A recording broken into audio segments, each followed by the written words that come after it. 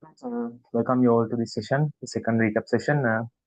So please confirm whether I'm properly audible or not in both Zoom and the Live.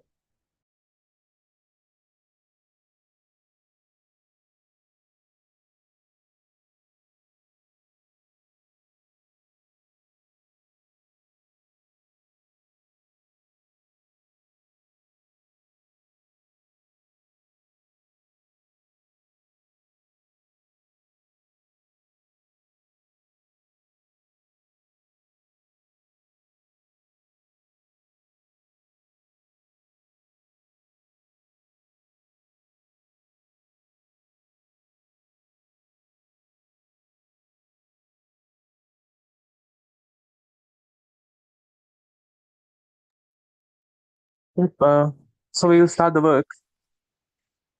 So the PDF which we will be discussing within the today's session is already uploaded in the group, so you all can have it. So just go through the MCQs. I mean, while listening to this session, just follow these MCQs and try getting answers by yourselves. So if you get stuck somewhere, then you can wait until the discussion, and we will be discussing through each and every MCQ from the beginning. Okay, so previous day night we did the second day of the paper class series. There we discussed the booster paper 1, and starting from the next Monday we will be writing the second revision paper. So the work plan is going on. Okay, so we will start the discussion from the equilibrium of forces section. Okay, so equilibrium of forces. So let me remind you some theories in this section. Quickly summarize the theories regarding this section. So when you talk about the equilibrium, that means either the object is stationary or it is moving with a constant velocity. The velocity is constant. So this type of motions we call the equilibrium. Okay, the motion under equilibrium of forces. Equilibrium is taken constant velocity. So there are some conditions for the objects which are under equilibrium.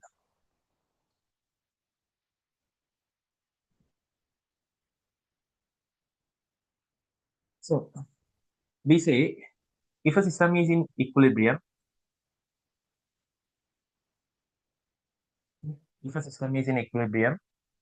then the resultant force should be 0. Okay, the resultant force means the one force, the single force which can represent all the forces acting on the same object. Like when there are multiple forces,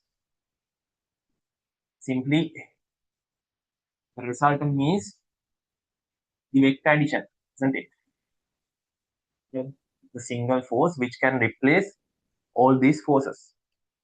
So if the system is in equilibrium, this resultant force should be 0. The second condition is, okay, this is the first condition. The second condition is the net moment of forces around any given point again should be 0. So both these conditions should be valid, otherwise the object is not in equilibrium. Resultant එක 0 වෙන්නත් ඕනේ, moment එක 0 වෙන්නත් ඕනේ. And another thing, when you talk about this resultant, the resultant being 0, this is normally applied in questions like questions will apply කරද්දී sometimes we don't calculate the resultant and make it 0. What we do is if the resultant is 0, then it indirectly say that the force component along the x direction is also 0, and the force component along the y direction also should be 0. We can resultantly 0 වෙනවා කියන එකෙන් අපිට derive කරගන්න පුළුවන්. දැන් සාමාන්‍යයෙන් එක එක directions වල 2D plane එකේ forces තියෙනකොට resultantly 0 නම් අනිවාර්යයෙන්ම x direction එකට තියෙන forces වල sum එක 0 වෙන්න ඕනේ, y direction එකට තියෙන forces වල sum එක 0 වෙන්න ඕනේ. හරිද? So this is how normally it is resultant mean 0 is applied in questions. හරිද? ඔක තමයි apply කරන්නේ. And the other thing in equilibrium forces cases is this moment should be 0. Hope you get these points. Okay, so let's go through the questions then. First one,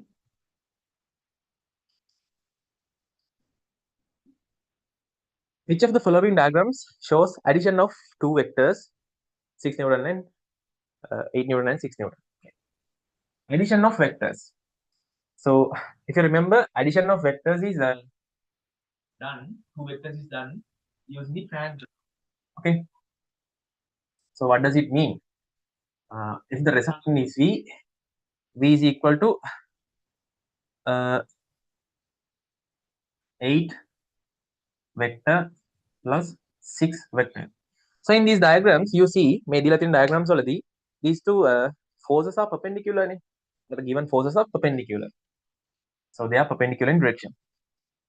So what does this triangle law means is, if you represent these two forces in two consecutive sides of a triangle, okay, if you represent these two forces in two consecutive sides of a triangle, then the closing side will give you the resultant. That's the triangle law on vectors.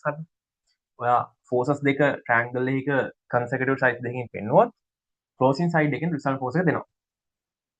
So let me start with 8 Newton force. So let's say PQ or the 8 Newton force is this. So now it is represented, and then next QR, the next side, the consecutive next side should represent the 6 Newton force. So starting from Q, R should represent the 6 Newton force. So if it represents like that, then the closing side. So closing side is drawn from the starting point to the ending point. Remember it. Okay. When you're completing the vector triangle, the closing side is drawn always from the starting point to the ending point. Like this. So this side with this direction should represent the resultant, which is 10 Newton. So how did I get the value of 10 Newton? Simple. So if the forces are like this, if these forces are like this, then the magnitude of this side I can calculate by usually simply using the Pythagoras theorem.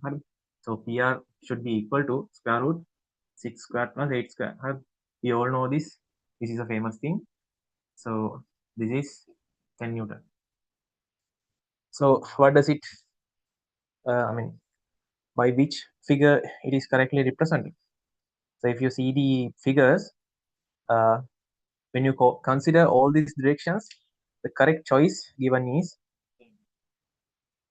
okay, the third one is the correct option.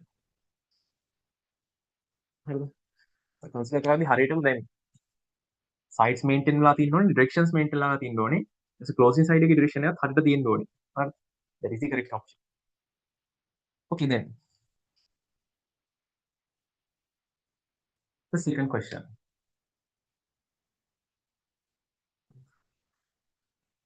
Second question.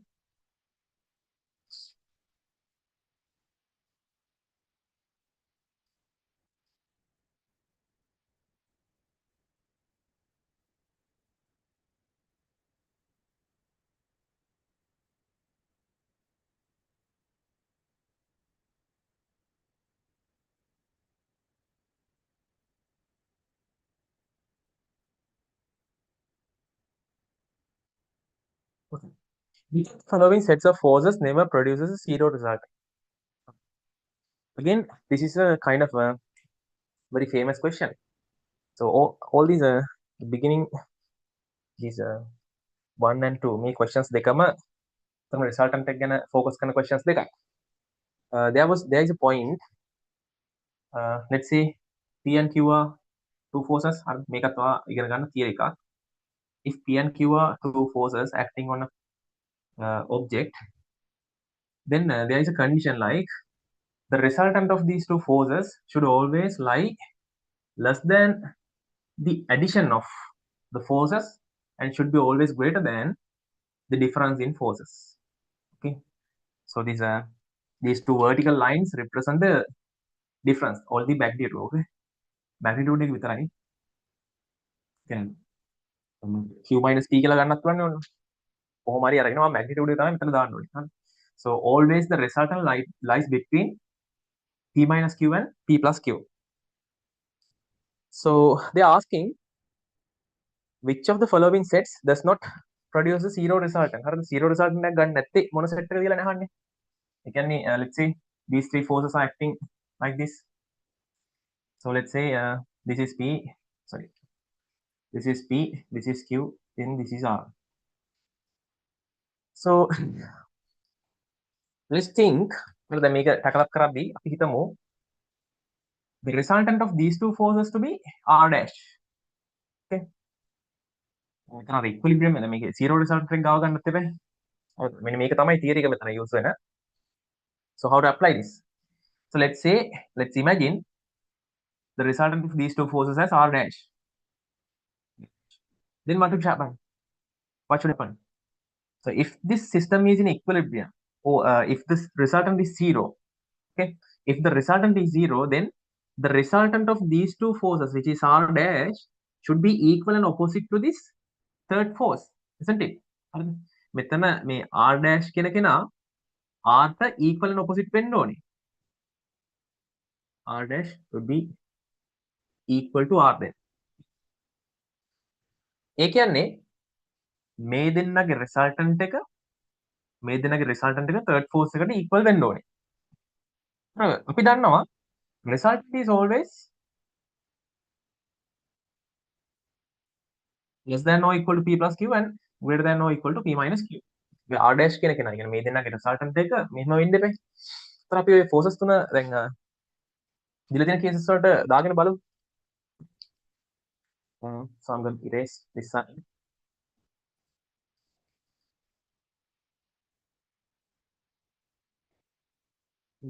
Again, we are covering a lot of like a huge section in mechanics in a single session. So it's your responsibility to like revise through the theory content and try to cover all these sections within the coming week. Coming week එකේදී මේකේ තියෙන හරි ප්‍රශ්න තියෙනවා නම් ඒ ටික ඔයාලා cover කරගන්න. I'm just giving the like I have chosen a set of MCQs which will cover the most content. හරිද? සම්පූර්ණ content එක cover කරන්න බෑ. But 80% 85% විතර cover වෙනවා. So දැන් මේකනේ theory. හරිද? අපිට දෙතර තෝරන්න තියෙන්නේ ඔය දීලා තියෙන forces තුනේ. හරිද? මේ forces තුන resultant එක 0 වෙනවා කියන්නේ අපි ගන්න දෙන්නෙක්ගේ resultant එක අනිත් force එකට equal වෙන්න ඕනේ. ඒතර අපි ඒක වෙනවද කියලා බලමු.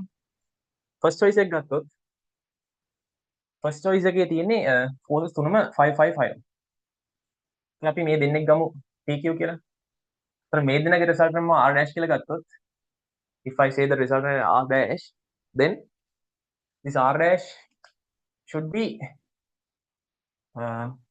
less than the sum and greater than the difference. හරිද? කියන්නේ angle එක මොකක්ද? හරිද? ඒ තියෙන දැන් අපිට forces අතර angles දීලා නැහැනේ. ඒතර ඔය 5 5 දෙන්න ඔයා මේ angle එක වෙනස් කර එක එක වෙලාවෙ resultant ගත්තොත් ඒ හැම resultant එකම 10ට වඩා අඩුයි 0ට වඩා වැඩි. So එහෙනම් මේ third force එක කියන්නේ මෙයානේ R කියන්නේ. So you should understand that they are unique case.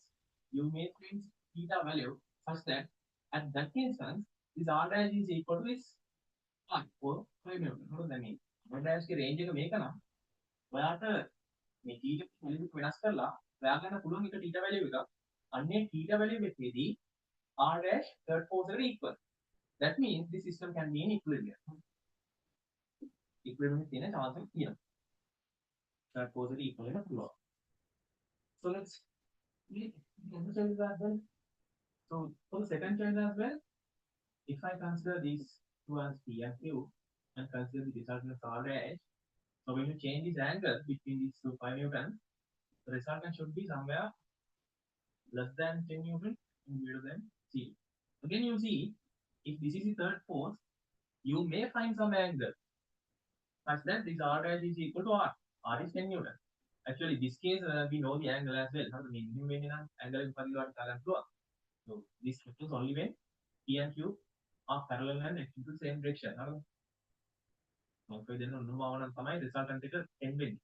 So then the third force also should be opposite like this. No case එකේ තමයි equivalent. So still this is also can be in equilibrium. Equilibrium. Third, now 10, 10. Again, let's say this has P, this has Q. So the resultant of these two R dash should be less than 15 and greater than 5. Again, you see the given force is for the third force is 10 Newton. So this 10 Newton is again in between this range. The range is 10 Newton. That means you can find some theta between this 5 and 10. Okay, such that R dash is equal to this R or 10 Newton. So still this system is also can be in equilibrium. So now if you search the same similar way, you will find that the wind-matching option is the fifth one, where the forces are like this. So if you take this as P and this as Q, the resultant of these two, let me take as R dash. R dash any angle should be in between 15 and 5, in between the difference and this one. That's not mentioned there. So the third force is R. So you see, for any given angle, this R dash cannot take the value of R. That means 20. R dash can 20 වෙන්න විදියක් නැහැ. So this can't be in equilibrium. Can't be in equilibrium. A simple question, a simple theory, but only you can solve it, you know, the simple concept. So remember, any given couple of force, the resultant is always in between the difference and the sum of the forces. So let's see the second MCQ. So let's quickly complete it.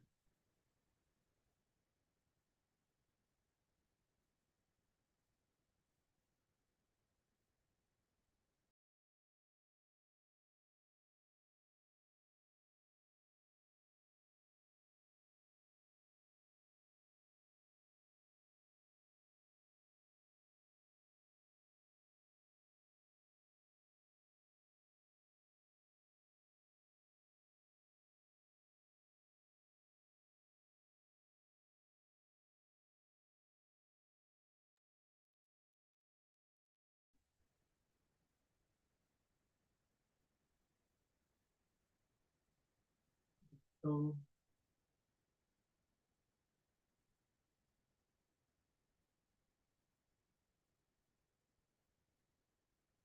question.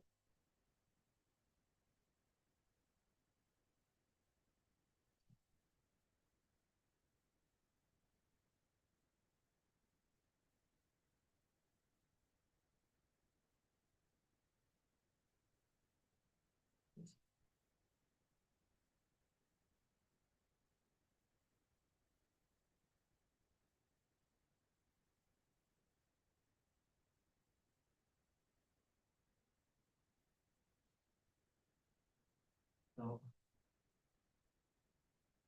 continue to do this session weekly. Only you guys weekly time. Okay. Otherwise, you're going to do this. This is some extra help from my side.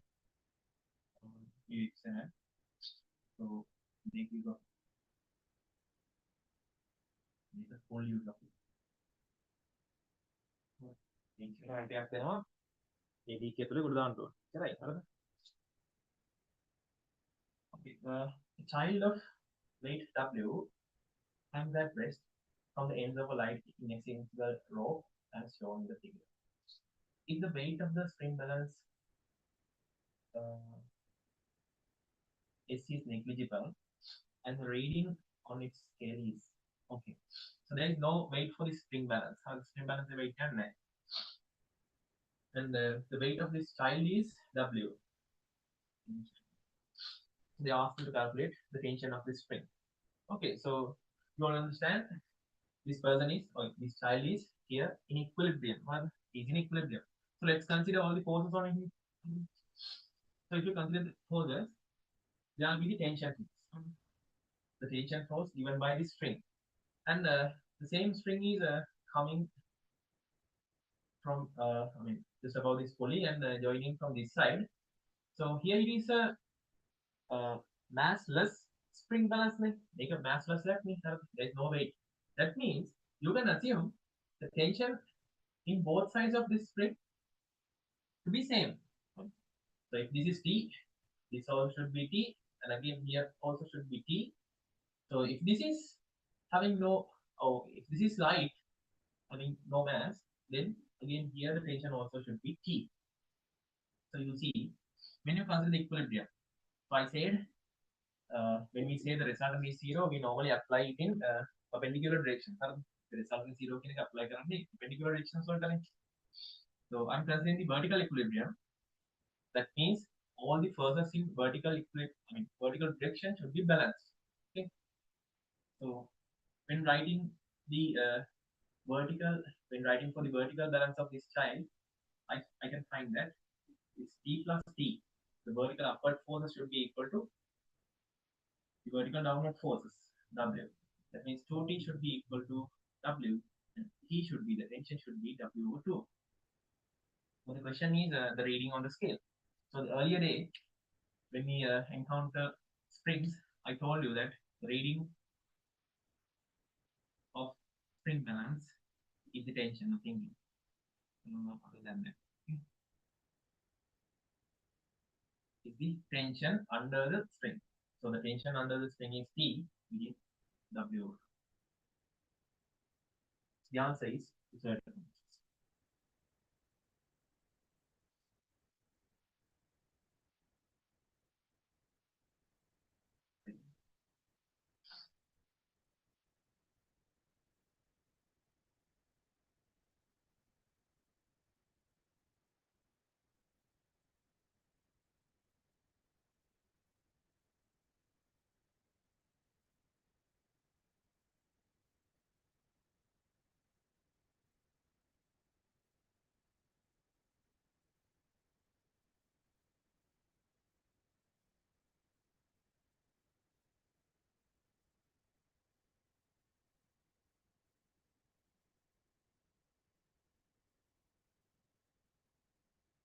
Okay. The next question. Hold on.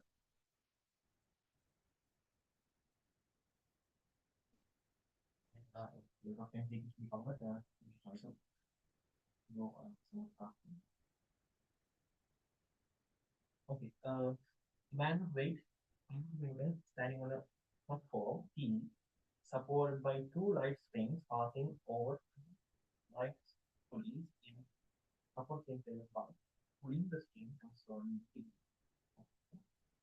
The weight of the platform is 1000 Newton before exerted by the man on the string, how many T? Again, something which is equilibrium. So there's a platform which is connected to some string. So this really E, and the other end comes, and there is another pulley. On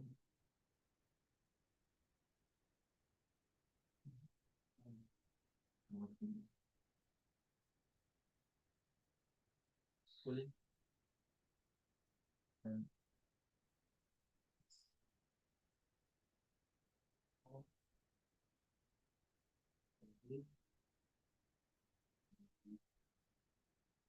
pulley, Yeah, it is followed by this man.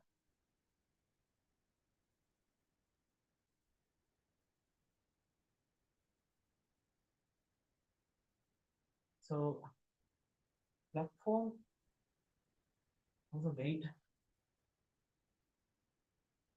of a Newton. So they're asking what is the force given by this man to balance this. Yeah, then force so he is giving the force to this string.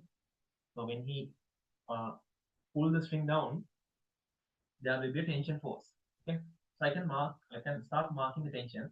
So let's say the force given by this man is T. So it is the tension of the string. So we know if the tension is light and inextensible, and this friction, this pulley is frictionless, then the tensions along this string should be the same. Pulley එක frictionless තියනකම් ඒවා setting මේ තියෙන string එක massless තියනකම් tensions හැම equal වෙනවා. So I mark all the tensions along this string. And then if you consider, I mean, now I need to calculate this thing by how to find it the most easiest method. MCB එකකින් ගා ලේසි විදිහෙන් ගන්නත් ඕනේ. එතන මම දැන් equilibrium එක මෙහෙම consider කරගෙන යනවා. So the tension is T. So when I consider the equilibrium of this pulley B කියන එක equilibrium එක ගත්තාම you see there are two T forces acting downwards. That means the other force acting on this pulley B should be 2 times T, which is along the upper string. The string එකේදී pulley එකේ force එක 2 times T වෙන්න ඕනේ. අයි මේක pulley එකේ equilibrium ගත්තාම you all understand. So this 2T is propagated to the other side of this uh, pulley A, and then see no other forces on this system. So I'm gonna again I have to find this T considering the equilibrium. So if you want to consider the equilibrium consider කරන්න ඕන නම් you have like say on which system I'm going to consider the equilibrium. කියන්නේ මම equilibrium consider කරන්නේ කාගෙද කියලා මම mention කරන්න බෑ. So මෙතනදී මම මේක solve කරන්න I'm considering a system which includes this man as well as this platform. Okay, I'm considering a system which includes this man and this platform. That will make it easier to calculate. Now I'm going to consider the equilibrium. So when I consider the vertical equilibrium, what are the vertical forces acting on this system?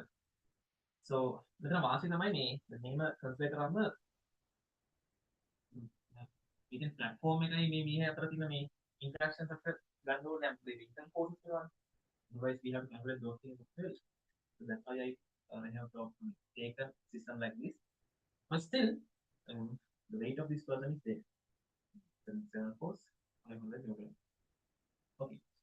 So when I take the vertical balance of the forces, you will find upward forces are 2T, and there is another T in this man, and there is this T in Q. So 2T plus T plus T is equal to the vertical downward forces. So there is the weight of this platform, and there is the weight of this man. 1000 plus 500. Okay. So 4 times T is equal to 1500.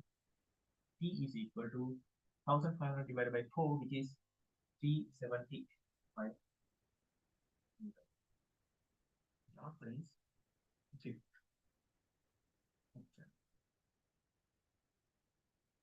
Next, you have any questions? We'll just go to answer.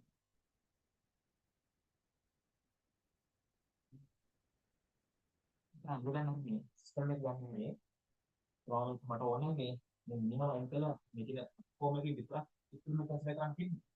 මේවා platform එකේ විතරක් ඉක්මනට consider කරනවා නම් මේ තියෙන මිනිහගේ මේ තියෙන platform එක අතරයි perpendicular reaction එකක් තියෙනවනේ.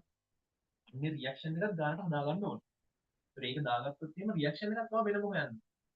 That's a mess. So you don't need to mess it up with these MCQs. MCQs පුළුවන් තරම් easiest method එකෙන් කරන්න ඕනේ. What I do is I find a system.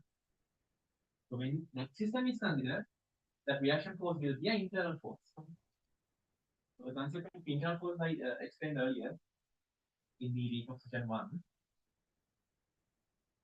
So the process is easy.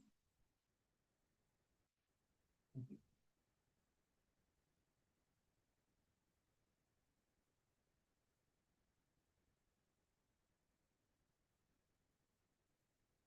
I think you understood it.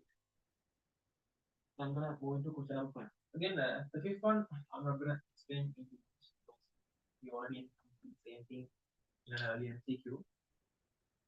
Which of the following groups of forces acting on a body can have a zero resultant force? There is a printing mistake. Like it goes up in the middle, but there's no any goes up.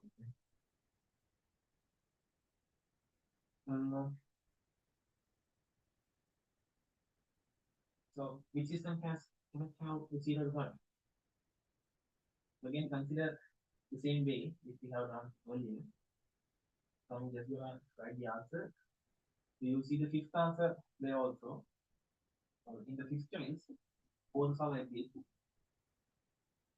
So if you consider the first two as P and Q, so if I consider the resultant of these two as R dash, when you make, vary the angle, when you vary the angle, this R dash, the resultant should be somewhere between 1 plus 2 is 3 and 2 minus 1 is 1. The magnitude of the resultant of first two forces should be always between 1 and 3. So if the system has no resultant, that means this R dash should be equal to the third force. Then, if the system is in equilibrium, the resultant of any given two forces should be equal to the third force and opposite. But here, this R dash is in this range, so there is no any possibility that the value of R dash is equal to R. R can get a 4. So cannot be in equilibrium. So again the answer is 2.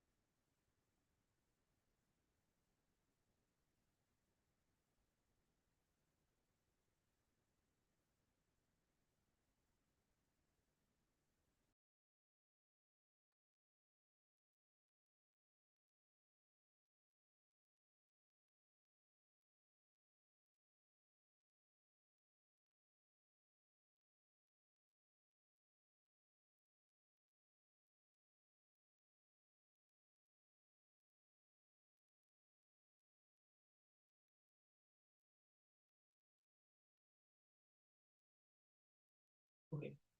6 point.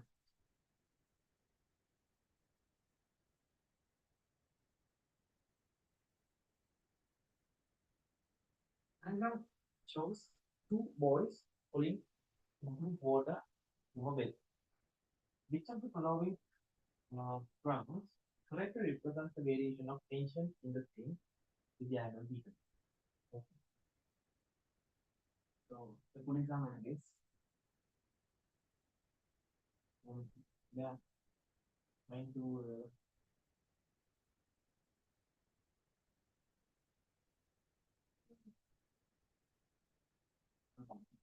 water and there is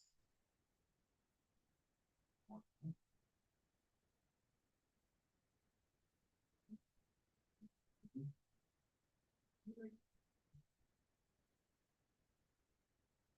And when you think from these two vectors, the vector tangents are equal.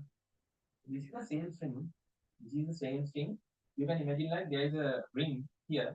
So the ring is on this string, and the ring is connected to uh, this one. So the string maintains the same tension in both sides. Tension is same.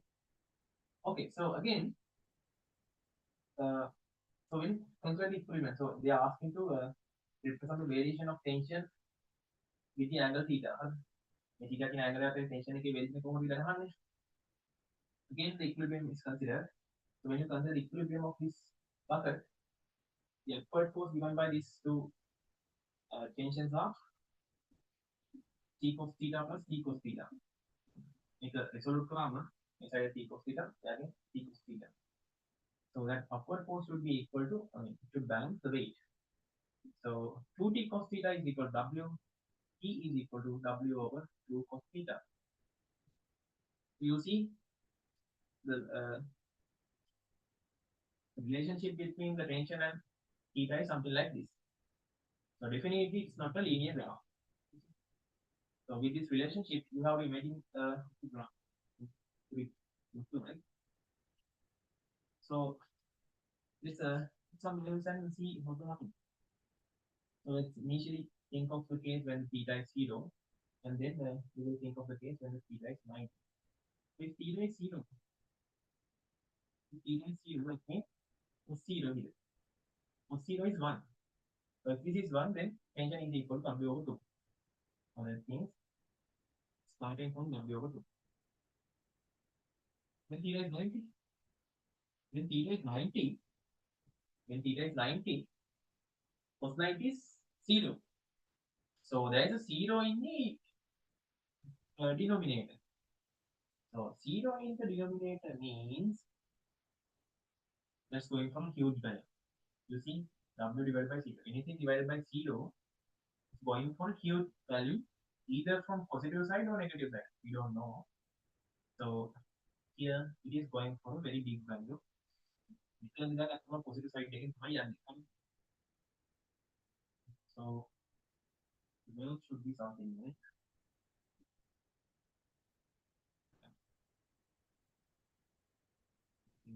this going for a very huge value, and theta is getting closer to 9.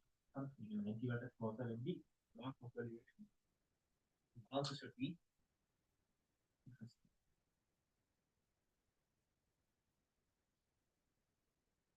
you see, when someone asks to sketch the variation, most of the time you can obtain a relationship between those two parameters, the variables, and then think of how should this graph looks. That's the general way. Okay.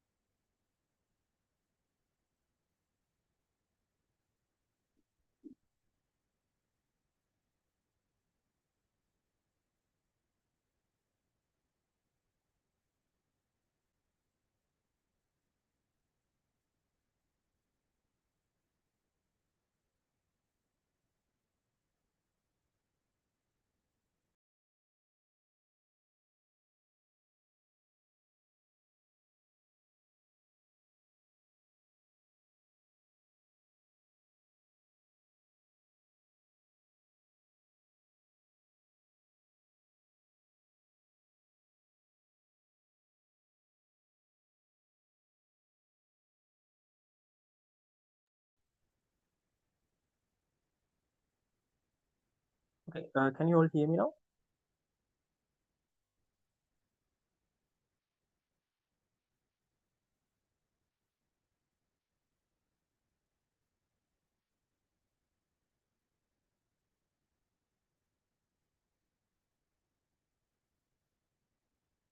Yep.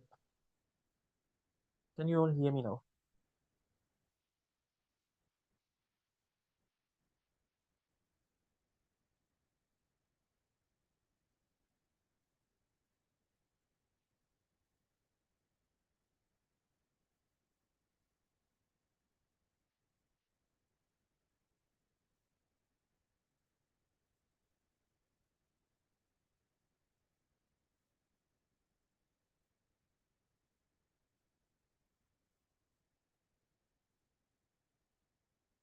Is it clear?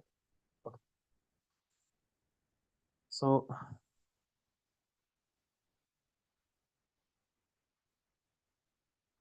seventh one.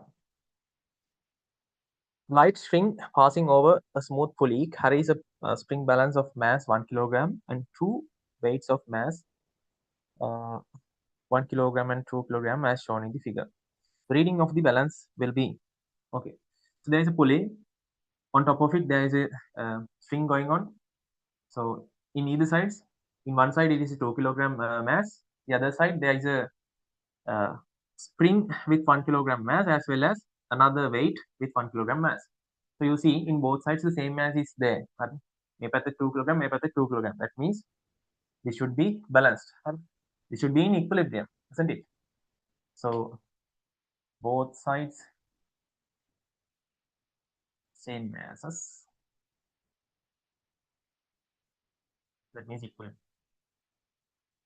You don't have to write these things, huh? When you're doing the MCQ, you don't have to write. No one will give you mark for writing these things. So what you have to do is find the answer. So they're asking the reading. So reading of the balance is nothing but the tension under it. So the balance is here. So you have to find the tension of this string. Let's say T1. So T1 is there for what? The tension is due to this mass. So this T1 is balancing this 1 kilogram mass there. So if you consider the equilibrium of this 1 kilogram mass, if you consider the equilibrium of 1 kilogram mass, then only two forces are acting. That means one force should be equal to the other force, equal and opposite. So the reading is 10 Newton. Simple. Or else you can call it 10 Newton means 1 kilogram, isn't it? So the answer is second.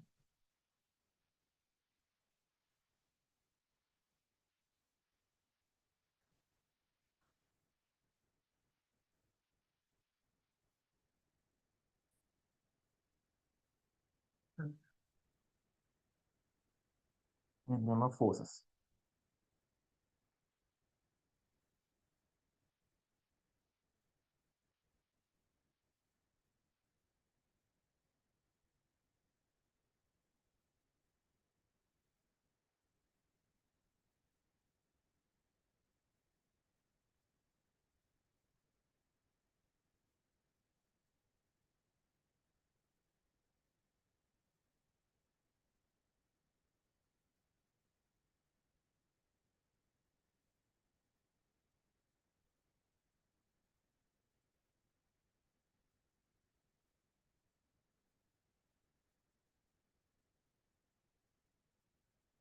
Okay. Eighth one. An object of mass simple m is hung using a string and is kept in equilibrium as shown in the diagram by a horizontal force capital F. Magnitude of the force F is. Okay, so there's a mass which is hung using a string. And then what they have done is they have applied a horizontal force. Name horizontal force at below. So imagine like this physics subject, how the most students find it's difficult, but remember physics is the nature. nature එක වෙන දේවල්. හරිද? So just imagine what will happen when this is done. හරි. මෙහෙම එකක් දාලා තියෙනවා. ඔය horizontal force එකක් දැම්මොත් මොකද්ද වෙන්නේ? ඔය horizontal force මේක initially තිබ්බනම් මෙහෙම පල්ලෙහාට තියෙන්න ඕනේ. හරිද? So when you apply this horizontal force, what should happen is this should lean. මෙහෙම ටික ටික මේ පැත්තට ඇලවෙන්න එපේ. ඇලවිලා there will be an instance the forces getting balanced. In this at that instance the system is in equilibrium. That's what we call the equilibrium. Okay, so if you consider the forces, to solve this question again, there will be there will be multiple methods. I'm going with the easiest one. So, if you remember, if a system is in equilibrium, either we can write equation for the resultant, or resultant you can be zero. You can do the resultant zero, or else you can consider the moment. Make a resultant consider කරන්න කිව්වොත් f ට අමතරව මට t කෙනෙකුත් දාව ගන්න වෙනවනේ. So I'm going to consider the moment around this O point. So when I consider the moment around this point O, what is happening is this tension is acting towards that point O. So there will be no any moment coming from this tension. මම කියන ඊඩේක මම හිතන්නේ පැහැදිලි ඇති. මට අර දැන් මෙතන easiest method එකෙන් මේ MCQ එක solve කරන්න ඕන නම් so I have to uh, not to consider the resultant, because if I consider the resultant, then the tension also we need to find, right? So when the momentum is taken from O, moment is caused by these two forces only, මේ දෙන්නගෙන් විතරයි. So the anticlockwise moment by this F. So what is the moment? If I consider the length of this string to be L, මේකේ L කියලා ගත්තොත් length එක, the perpendicular distance is L cos theta නේ. For this F, the perpendicular distance is L cos theta. So F into L cos theta is equal to this side, what is it? L sin theta. Mg into perpendicular distance, which is L sin theta. You see, this is right angle triangle, this is L, and the adjacent side should be L sin theta. So Mg into L sin theta. L get cancelled, so you find F is equal to Mg sin theta over cos theta. So what is sin theta over cos theta? Sin theta is over cos theta is tan theta. That's something comes from trigonometric ratios. Okay. So the answer is the first one. Remember, sin theta over cos theta is tan theta.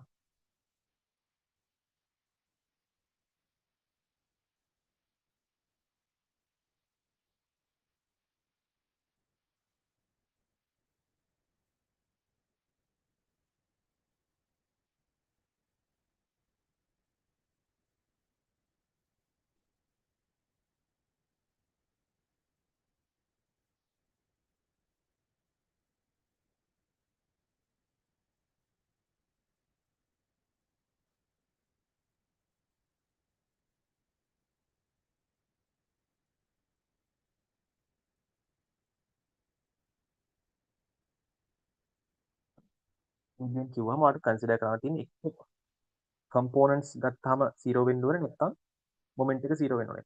apply කරන්නේ මොකද්ද කියන ඔයා ගාන බලලා තීරණය කරන්න. හරි.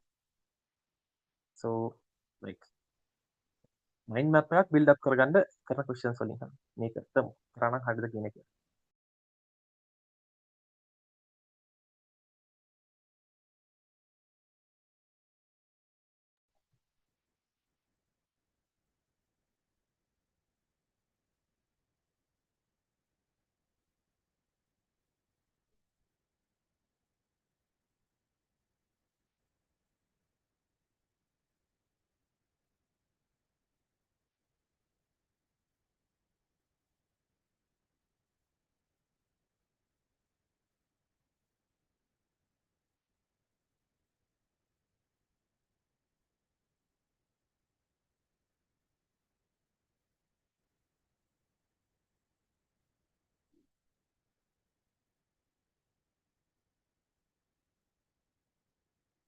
It doesn't look like a cow, but just imagine this is a cow.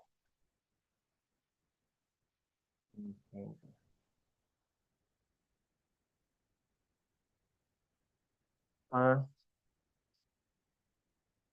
The bull fastened to a strong tree with a rope, attempting to eat the nearby coconut plant, is shown in the figure 8. The free body diagram of the bull is correctly represented by. Okay, so they're asking which answer gives the correct free body diagram. So what do you mean by a free body diagram? Free body diagram means the diagram with including all the forces. Free body diagram. It means you have to isolate the considered object and mark all the forces. All the forces acting on that object. Here our object is bull. So I need to mark all the forces acting on this bull. What are the forces? First, the weight of this bull is there. Weight. Then the reactions will be there on each its legs. Okay, we say legs. Then now this bull is trying to eat this plant. මේ plant එක කන්නනේ හදන්නේ. So he's like trying to move forward. So what happens is now he's strongly fastened to that strong tree. So when he try to move forward, there will be a tension acting along this string. So that's another thing. Else, what are the other forces? Most importantly, so when he try to move forward, I have told this in our classes as well. The locomotion is happening because of friction. We can't walk on a surface if there is no friction. Friction and නැත්තම් surface එක අපිට ඇවිදින්න බෑ.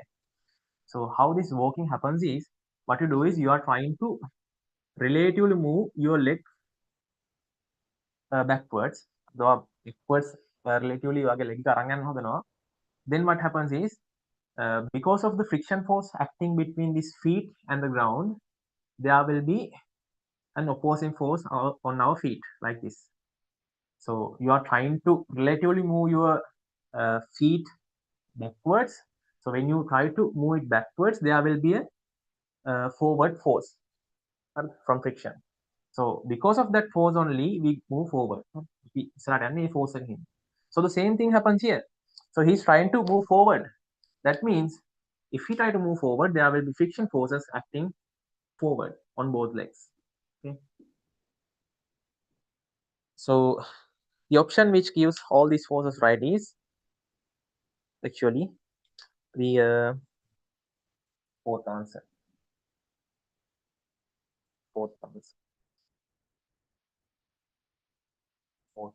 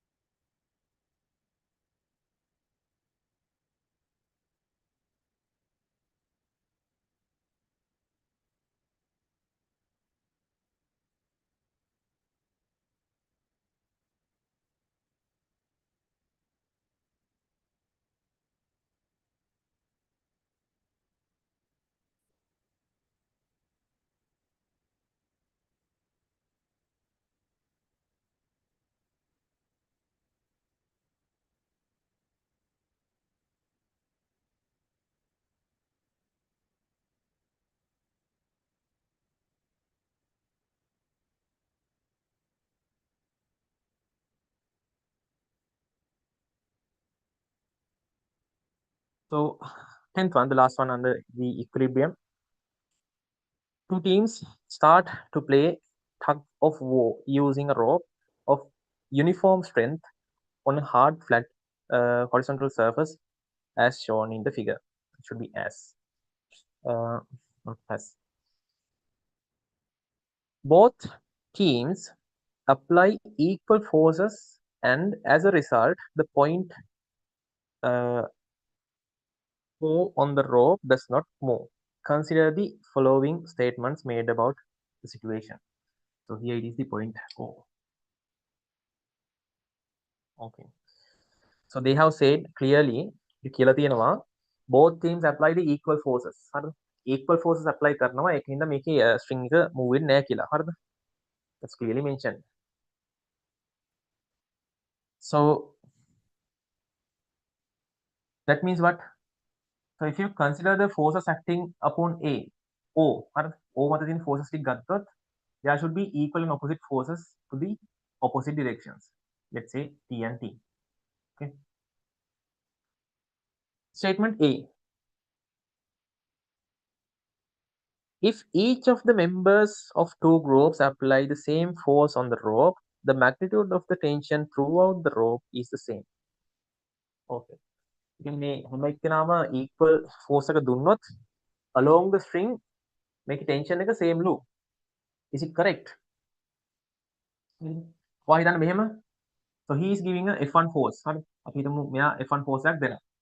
So once this person give F1 force, the tension at this point should be equal to I mean, here if I consider the tension as T1 or yes T1, it should be equal to F1 because when I consider the equilibrium of this point, the tension at that point should be equal to F1.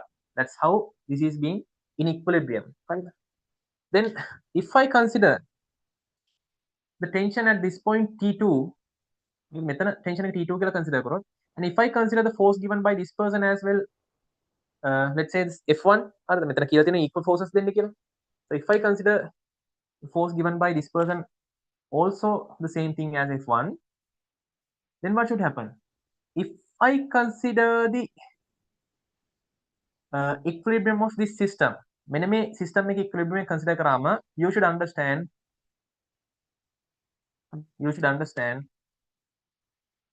T2 should be the sum of F1 plus F1. මම තේරෙනවද කියලා?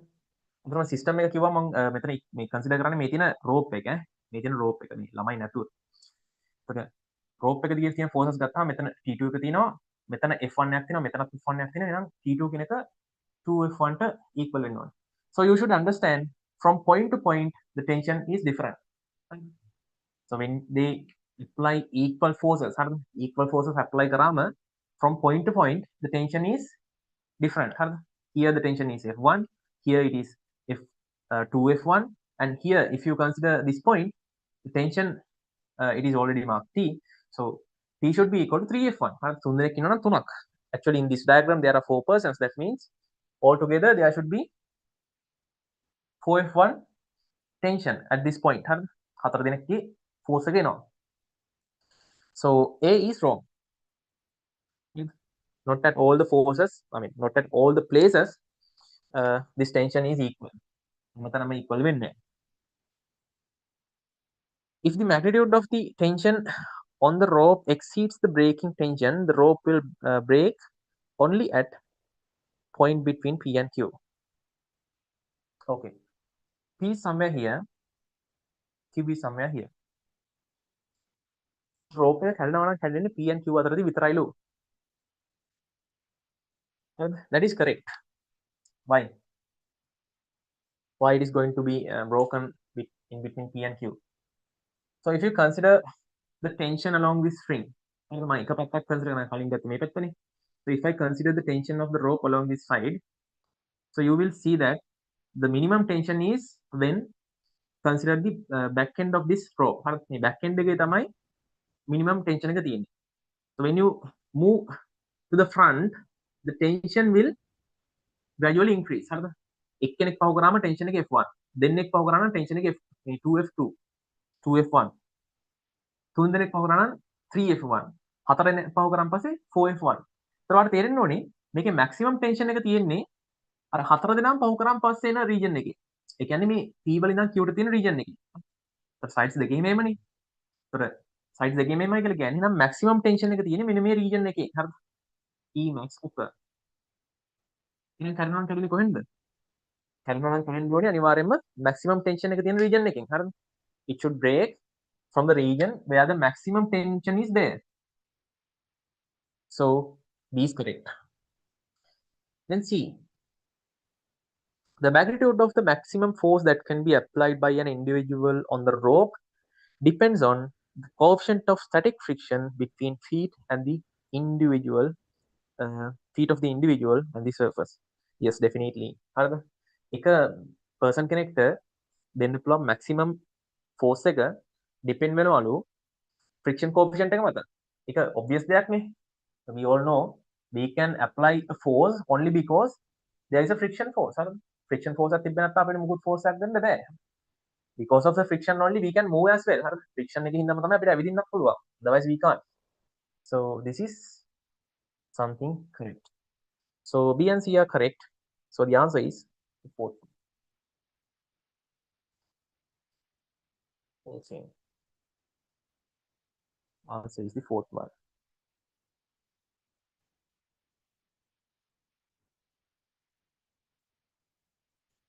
So you may draw this diagram and mark these tensions vary from place to place. So if this place the tension is F1, next place is 2F1, again 3FN likewise is going to change. You mark then we don't need to write anything for the statement A. And for B we can like write something like this. B එකට අපිට මෙහෙම ලියලා තියාගන්න පුළුවන් ලියන්න. So when you consider the tensions, when you consider the tensions,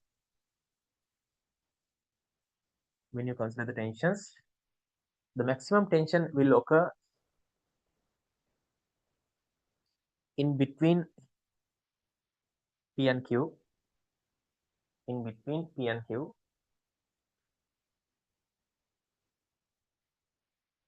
and in between P and Q. So it should break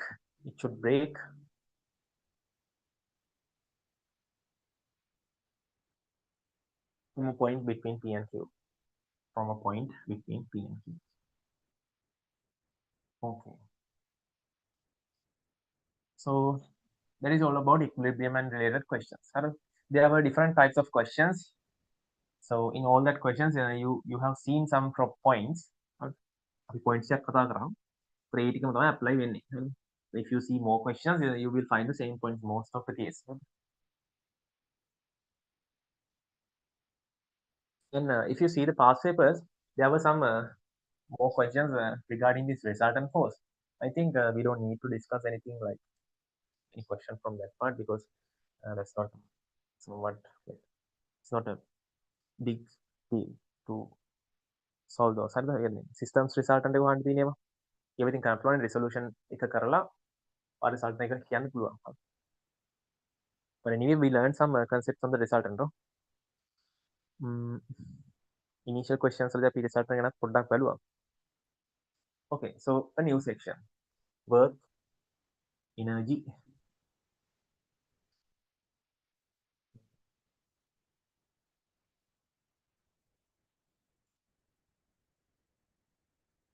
Quickly take notes of the previous one, and I'll give a brief description on this work, energy, and power section, and then we will proceed through the MCQs.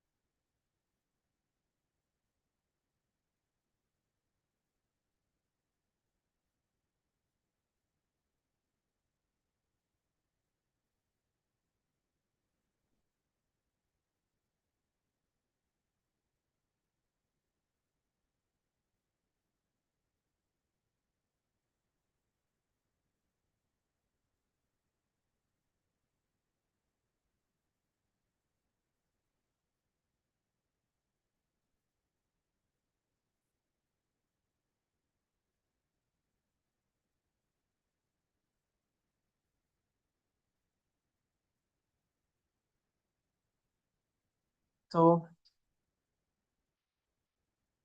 I'll give a brief recap on work and energy related theories, and then we will try to go through the questions. Okay, so everyone see the board now. Everyone see the board. When it comes to work, power, and energy, we will first introduce the term work. Let's say some force is acting on an object. If it moves to the same direction, force එකක් තියෙන වෙලාවෙදී ඒ direction එකම object එක යනවා නම් we define the work done by this force is the product of force and the displacement. හරිද? අපි define කරගන්නවා work එක කියලා කියන්නේ force එකේයි displacement එකේයි product එක කියලා. That's how we define work. හරිද? ඒකේ definition එක. We can't question it. And if the force is inclined, in case if the force is inclined, then we only need to consider the component of the force which is acting to the direction of displacement. ඊළඟ force එක inclined වෙලා තිබ්බනම් එතකොට අපි ගන්න ඕනේ force එකේ displacement තියෙන පැත්තට තියෙන component එක විතරයි.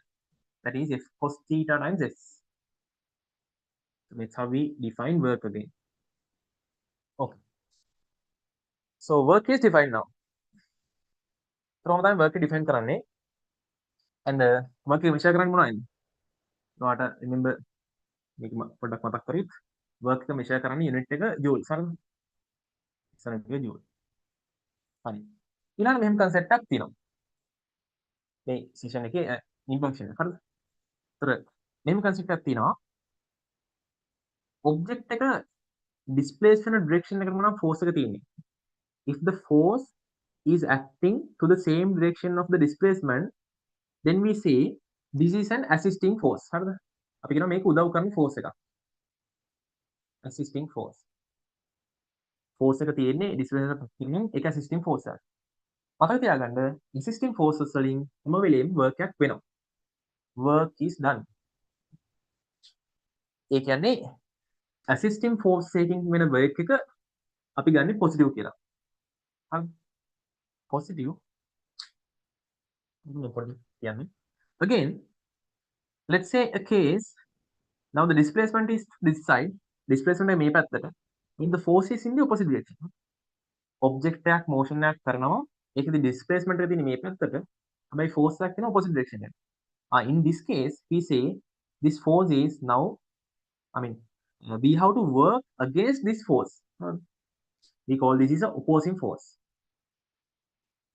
යන පැත්තට විරුද්ධ තියෙනවා. අපි මේකට කියන opposing force එක. ඒතර මේ වගේ force එකකට අපි හැම වෙලේම against work කරන්න ඕනේ. ඒ කියන්නේ අපි යාට විරුද්ධව work කරන්න ඕනේ. Then we say the work is negative. force එකෙන් උදව් කරනවා නම් work එක positive. force එක oppose කරනවා නම් work එක negative. So maybe some of you may have questions like so now there is a sign for the work. So is it a vector? The work කියන sign එකක් කිව්වනේ. මේක vector එකක් වෙනවද කියලා ප්‍රශ්නයක් තියෙන්න පුළුවන්. No. Work is not a vector. හොඳයි. ඒක මතක තියාගන්න. Work is not a vector. vector එකක් නොවුනට අපි මේකෙදි sign එකක් define කරනවා මෙන්න මේ විදිහට. මේ විදිහට අපි sign එකක් define කරනවා. හැබැයි still it is not a vector. හරිද? ඒකත් ඔළුවේ තියාගන්න. Okay. So ඊළඟට an assisting force එකක් තිබ්බොත් ඒකෙන් work එකක් කරනවනේ. work is done. Remember, if some force works on an object, then some form of energy of that object will increase.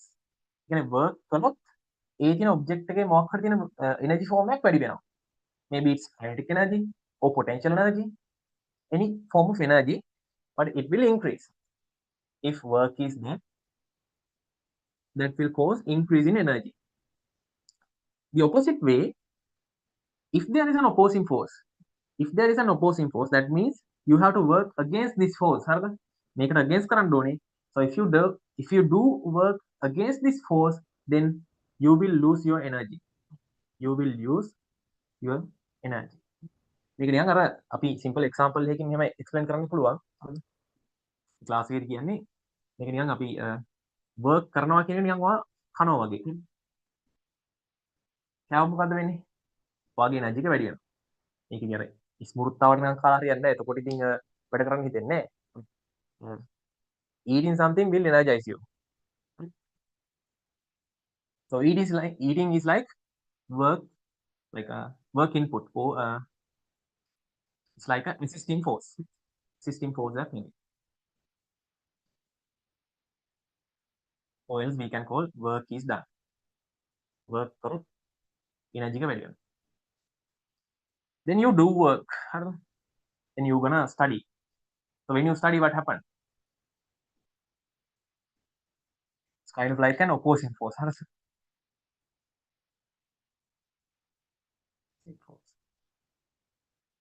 So when you are studying, you have to work against it. So study can work against one. Then what will happen? If you put some effort, then your energy will decrease. Simple theory. So කෑවොත් වාගේ energy එක වැඩි වෙනවා. Force එකකින් assist කරොත් වාගේ energy එක වැඩි වෙනවා. Force එක oppose කරනවා. නැත්නම් එයාට against වැඩ කරොත් work against කරොත් වාගේ energy එක decrease වෙනවා. Okay. So that's how this relationship between work and energy is. So we will see in the questions. And then we have to describe this energy again, I mean, a little further. So energy is nothing but the ability to do work. We don't care about the definitions now. What are the energy forms? In mechanics, the main energy forms which we will encounter is the kinetic energy and the potential energy. Kinetic energy is given by this formula. If any object moves, then there will be a kinetic energy. When it comes to potential energy, there are two types of potential energies. First one, gravitational potential energy. Second one, elastic potential energy. For the gravitational potential energy, the formula is this, equal mgh. So the height is measured from the zero potential level. Simple. Then elastic potential energy. Elastic potential energy you may find in springs. Spring වල එහෙම deformation එක හින්දා අපි කියන්නේ energy store වෙනවා කියන්නේ. The energy stored due to deformation, we call it elastic potential energy, and it can be calculated half kx squared. K is the spring constant. X is the elongation. Okay. So that's about the different energy forms. Again, I'll quickly summarize. So if you do work, your energy will increase. If you work against something, your energy will decrease. This energy will be, I mean, this energy can be either one of these, this, and this. Mechanics. So we will see some questions. First, they are very easy. Good concepts on making just formulas. 11.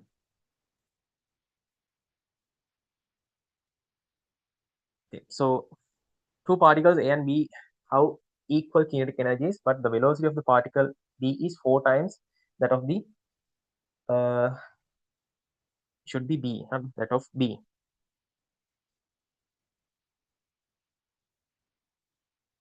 Particle B is 4 times that of A. Simple A. Simple A. The ratio of momentum of A to the momentum of B is momentum, let's say P. PA over PB. Okay. So simple. You can calculate how? You can calculate this by, so momentum is nothing but mass into velocity. So actually this velocity ratio is given. Velocity ratio එක දීලානේ තියෙන්නේ. Velocity of B is 4 times of A. A වලගේ 4ක්. A වලගේ 4ක්. So you need this ratio of masses. How to get it? It is given that objects have equal kinetic energy. Sir, kinetic energy සමානයි කියලා දෙතිරනේ. So half ma VA squared should be equal to half MV VB squared. So MA over MB, this ratio you can calculate by VB over VA squared. Okay. VB. VB is 4 times VA. Bagan එක. දීලා තියෙනවා. Getting cancelled. 4 squared is 16. Okay. MA over MB now known. This 16 over 1 times VA over VB. So again from this you can calculate it. VA over VB is equal to 1 over 4. So you see these things are getting cancelled. It is 4 is to 1. You will get something like this. මෙහෙම එන්නේ. රෝක ආවම ඉතින් අපිට ratio එක කියන්න පුළුවන් මේක 4 is to 1 or else it's 4. So the answer is 30.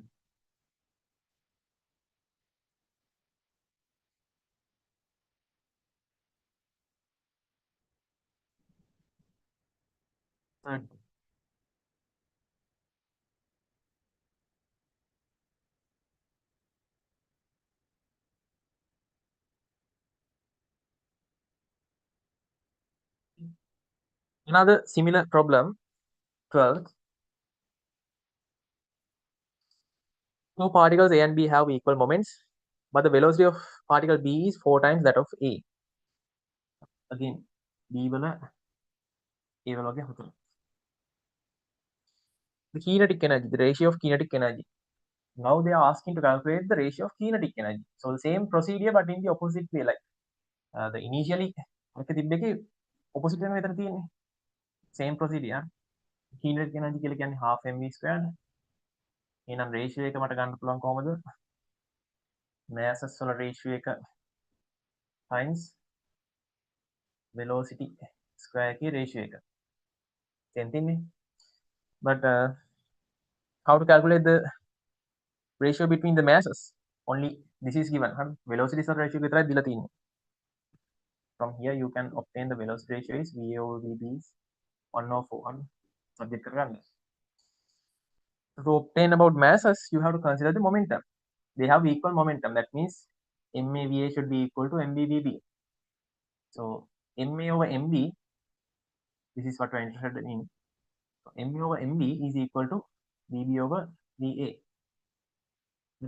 VB over VA, what is the value? VB is 4 times VA. VB කියලා කියන්නේ VA වගේ 7ක්. So the value is 4 upon 1. Apply again 4 upon 1. VA over VB is 1 upon 4. It should be squared.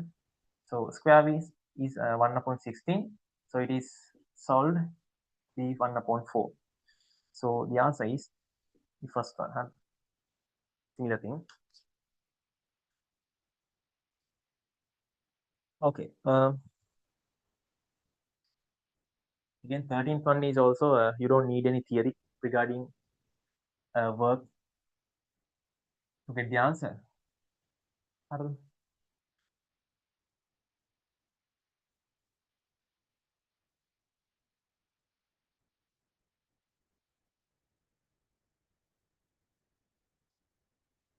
Let's see.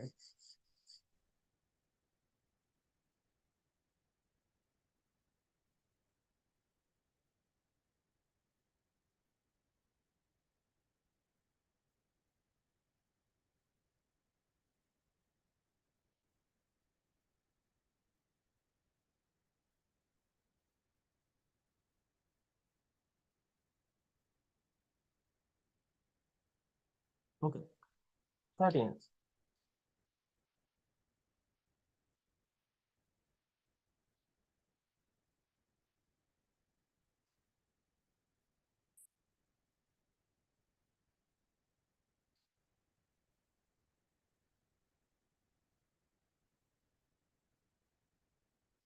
Second ball is hit for a 6. It leaves the bat at an upward angle of 45 to the horizontal with kinetic energy of the ball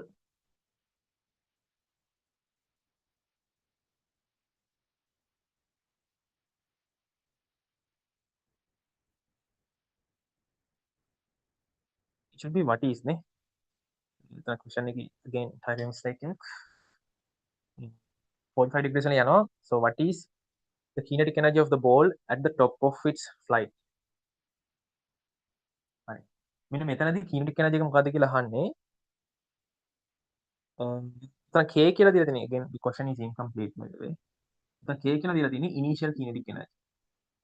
Initial kinetic energy.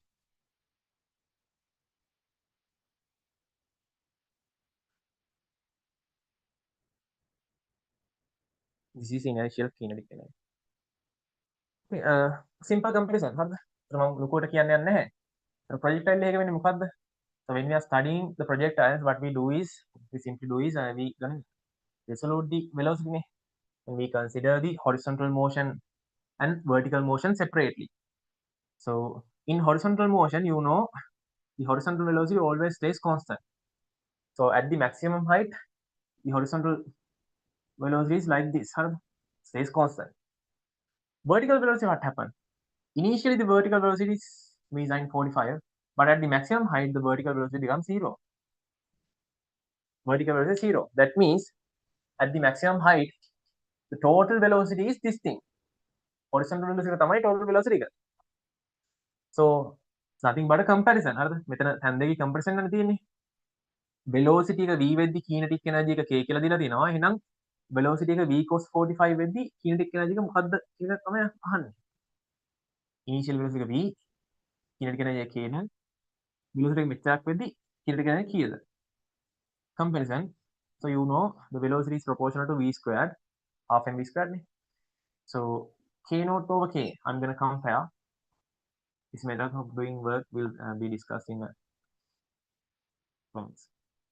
So k naught over k is equal to v cos 45 divided by v square. يعني comparison වලදී අපි මෙහෙම කරන්න පුළුවන්. quotient එක හොයාගත්තාම බෙදලා ගන්න තියෙන්නේ. So cos 45 is 1 over root 2. When you square it, 1 over 2. So k naught should be equal to k over 2.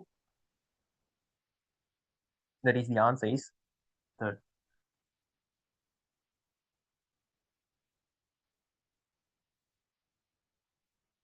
Again, 14th question.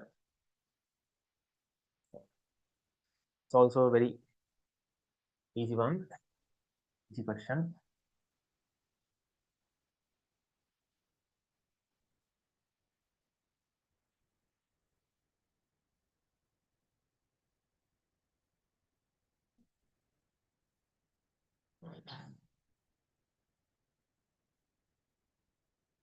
So we will quickly go on that as well, and then we will move the theoretical questions, some logical questions. Consider the following statements. If the kinetic energy of a particle is constant with time, the momentum should also be constant with time.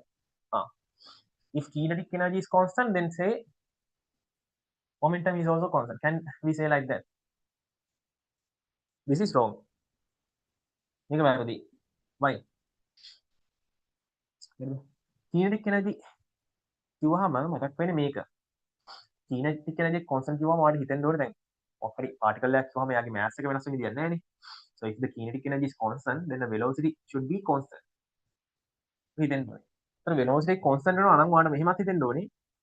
එහෙනම් මේකෙත් මේ දෙන්නම constant වෙනවා මෙයාත් constant වයක් හිතෙන්න ඕනේ. හරිද? ඒක විතර තමයි එතන අහලා තියෙන්නේ. දැන් ඒක එහෙම වෙන්නේ නැහැ. ඇයි ඒ? හේතුව තමයි kinetic energy එක හොයද්දී අපිට ඕනේ වෙන්නේ velocity එකේ magnitude එක විතරයි. හරි. We only consider the magnitude. When calculating the kinetic energy, we only consider the magnitude. So if kinetic energy is constant, that only means the magnitude is constant. The magnitude is constant. So kinetic means the momentum to be constant. Momentum is a vector. That means it has a direction. So if the momentum is constant, that means the velocity, the magnitude should be constant as well as the direction of velocity also should be constant. Momentum එක constant වෙන්න නම් magnitude එක විතරක් constant ලා මදිනේ. Direction එක constant වෙන්නත් ඕනේ. So there can be cases like, let's say a particle is moving in a way like this with a uniform speed. If the speed is uniform, then the kinetic energy is constant. But is the magnitude constant? Is the momentum constant? Momentum එක constant එකක්ද? direction changes, that means the momentum changes. So this is wrong. First one is wrong. B, if the momentum of a particle is constant with time, its kinetic energy should also be constant. හරි. Momentum එක constant නම් kinetic energy constant ලු.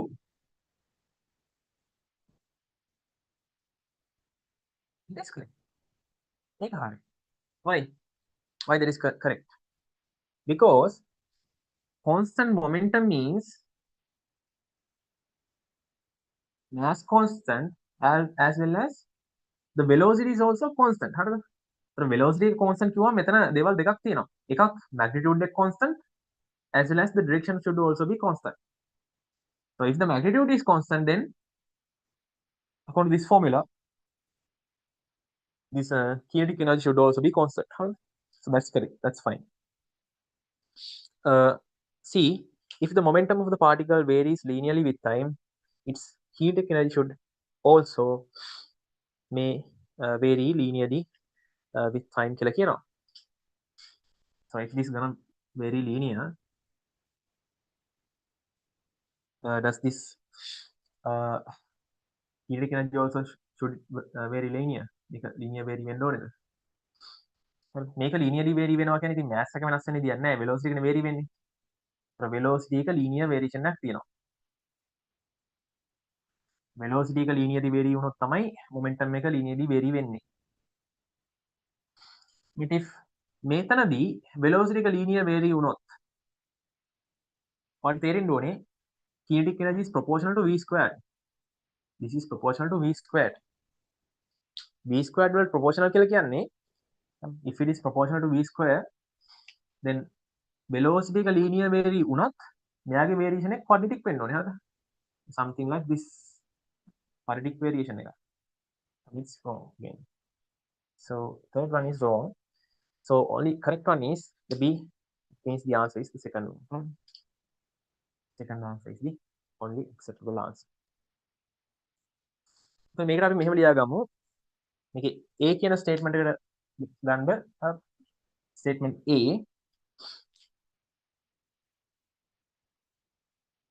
even if the kinetic energy is constant, even if the kinetic energy is constant, the direction of the velocity may change. The direction of the velocity may change. So changes in momentum can occur. Changes in momentum can occur. Inside brackets, you may write momentum is a vector. Momentum is a vector.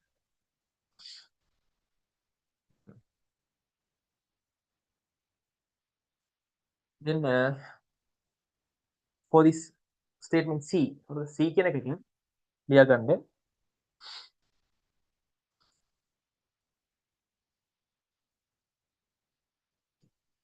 if momentum vary linearly,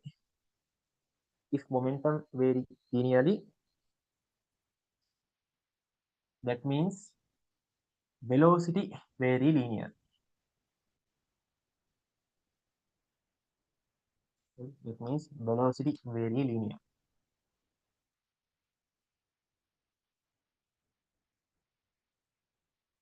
If velocity vary linearly,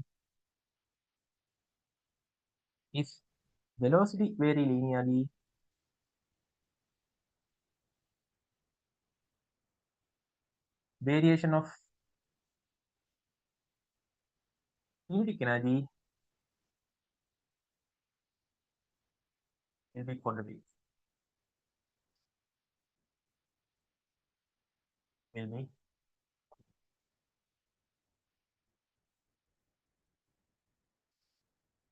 Okay, so you may write these things as well under that question. Okay, so then 15th one.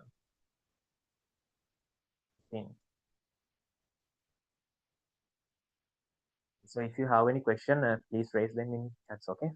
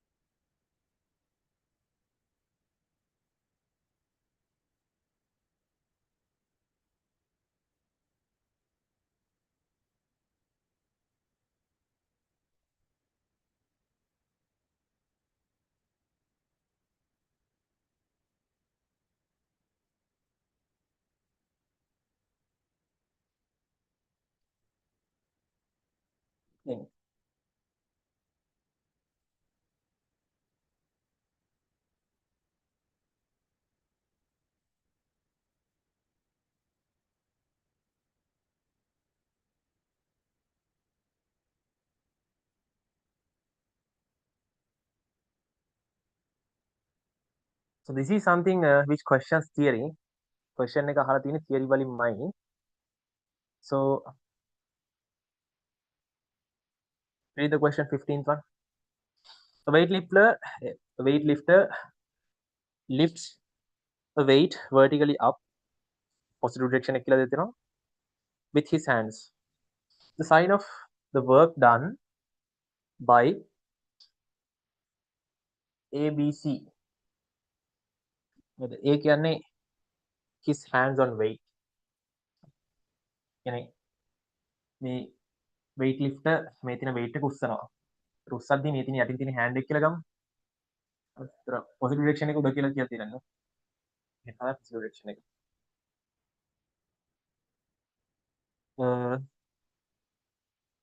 ඒ කියලා කියන්නේ දැන් මේකේ මේ අහන්නේ මේ signs of the work නේ. work එකේ sign එකනේ අහන්නේ.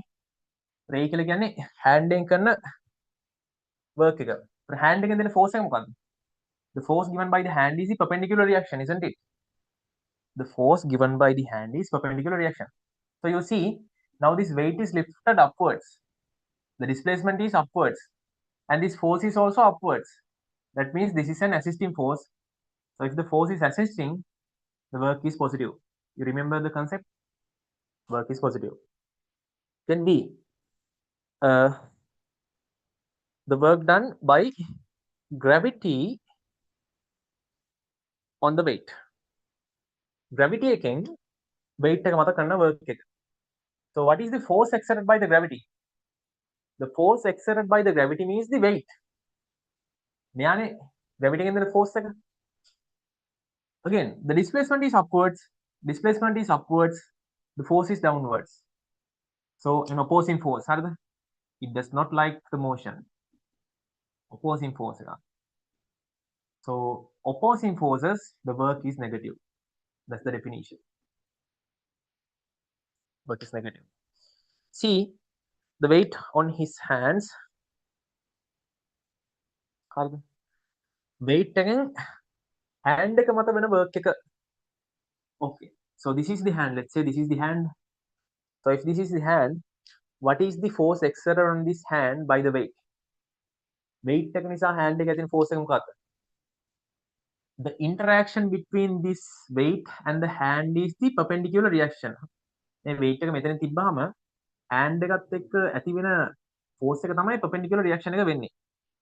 So the if there is a reaction upwards on this weight, the reaction on this hand is downwards.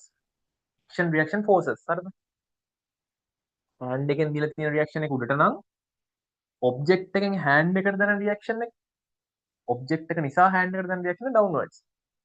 So moving upwards, this is a downward force.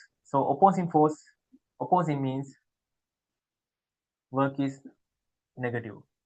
So remember, the work done become positive only if the force is assisting. That means through the direction of displacement. Otherwise, the work is negative. Okay. So simple one. What is the correct choice? Correct answer is the third answer. Third.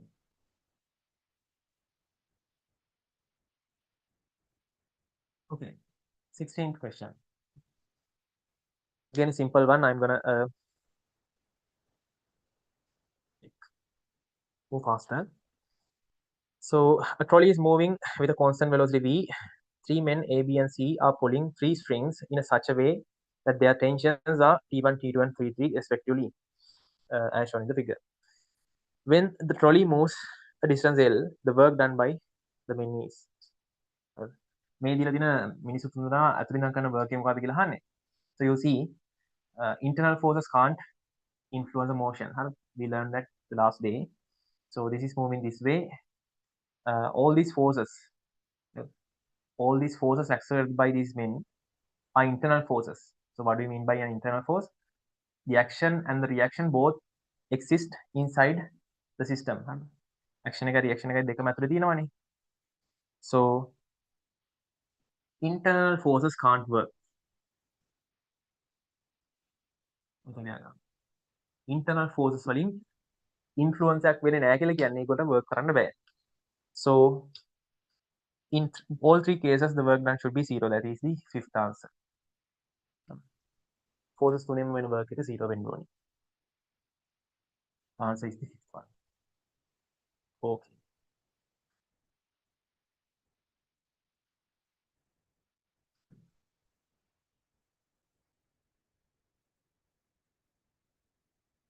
Then the 17th question.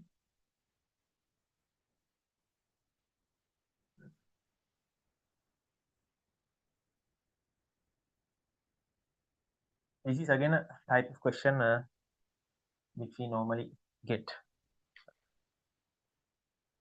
Papers are going to here.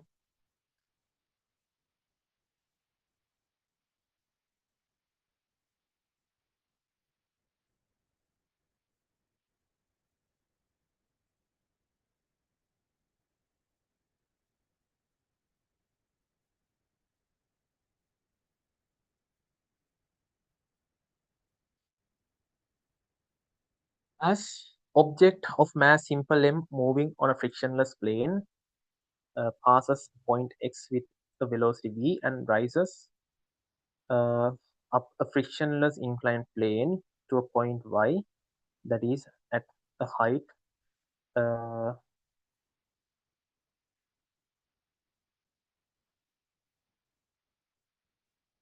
it is at the h height h height above x as shown in the figure. I mean, දිලා තියෙනවනේ. මෙහෙම velocity කියනවා h height එක point එකක් තමයි යන්නේ. හරිද? If a second object of mass m over 2 passes the point x with velocity v over 2, the height to which the second object will rise is. Okay. ඉතින් මේක හරිද? m කියලා mass එකක් තියෙන object එකක් v velocity එකකින් ගියොත් මේක මේ plane එක දිගේ h height එකක් වෙනකන් නවතින කලින් යනවලු. So නවතිනවා කියන්නේ මොකද්ද? Final velocity becomes 0. හරිද? So they are asking what will happen if mass m over 2 comes at v over 2 velocity. මේ මාවොත් මොකද්ද වෙන්නේ කියලා තමයි අහන්නේ. කොච්චර height එකද අපි h naught කියලා ගමු. So how to do this question?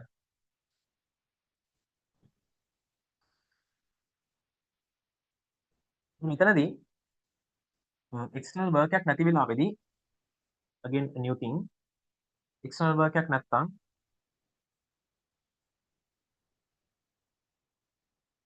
අපි කියනවා system එකේ total energy constant කියලා.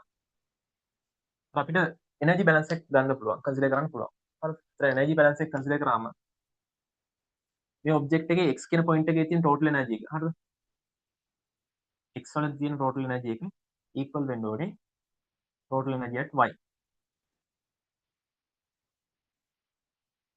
x වල තියෙන energy මොකද්ද? මේක අපි ground level එක potential energy 0 කියලා ගත්තොත් මෙතන තියෙන half mv squared නේ. kinetic energy විතරයි තියෙන්නේ. potential energy නැහැ. ඒක equal වෙන්න ඕනේ y වල තියෙන total energy එක. y වල තියෙන velocity එක 0. So no kinetic energy but there is a potential energy mgh. That's how you write the equation for the energy balance. Total energy, total mechanical energy at x is equal to total mechanical energy at y. So when you consider this equilibrium or the energy balance, you will find that h is equal to v squared over 2g. h කියන්නේ v squared over 2g කියලා එනවා. ඔතනින් ඔයාලට මේ simple දෙයක් දකින්න පුළුවන්. හරිද? එන්න මේක පොඩ්ඩක් අමතක කරලා දාන්න. මේක ඇයිස් එක මතක කරලා දාන්න. v කියලා velocity එකකින් ආවොත් object එකක් v කියලා velocity එකකින් ආවොත් එයා h height එකක් යනවා නම් ඒ h height එක වට මෙහෙම හොයන්න පුළුවන්. So mass influence එකක් තියනවද? No influence from mass. It's only proportional to v square. velocity එක වෙනස් වුණොත් විතරයි height එක වෙනස් වෙන්නේ. So the second case what happens? Second case what happens is the velocity became half of the previous value. So if it is half of the previous value, h is proportional to v squared. So if you apply half here, it will be squared. That means the height will become 1/4 of the initial value. So initially the height was h. The new height should be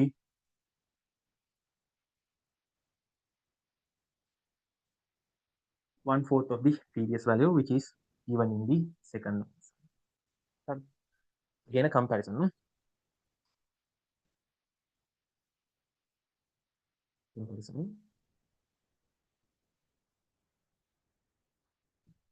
18th one is a good question.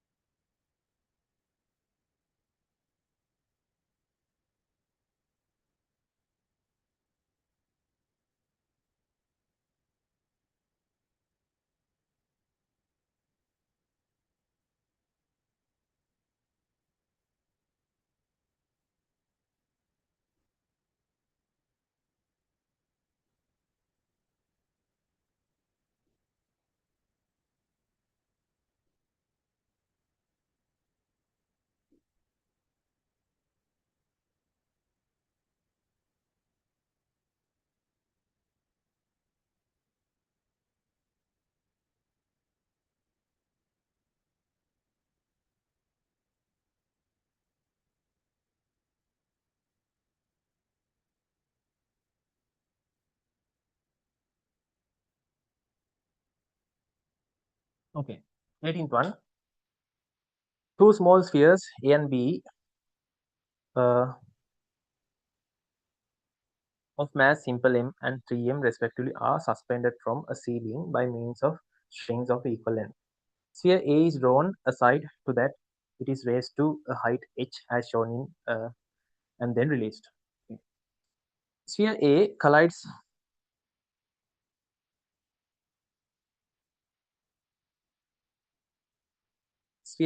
collides with sphere B when known, which is at rest, and they stick together. The maximum height to which the composite body sinks. මෙහෙම අපි මේ මෙහෙම m කියලා mass එකක් h height එකකට ගෙනහිල්ලා මේක අතාරිනවලු. අතරියම් මේක ඇවිල්ලා මේකේ වදිනවා.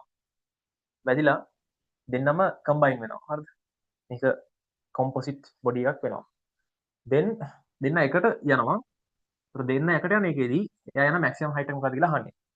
so again you should understand that at the maximum height the velocity should be 0. maximum height එකේ velocity බිඳුවයි වෙන්න ඕනේ. okay. මෙතනදී again what you have to consider is the energy balance. energy balance එක තමයි consider කරන්න ඕනේ. එතකොට මේක හදද්දි points දෙකක් තියෙනවා. එකක්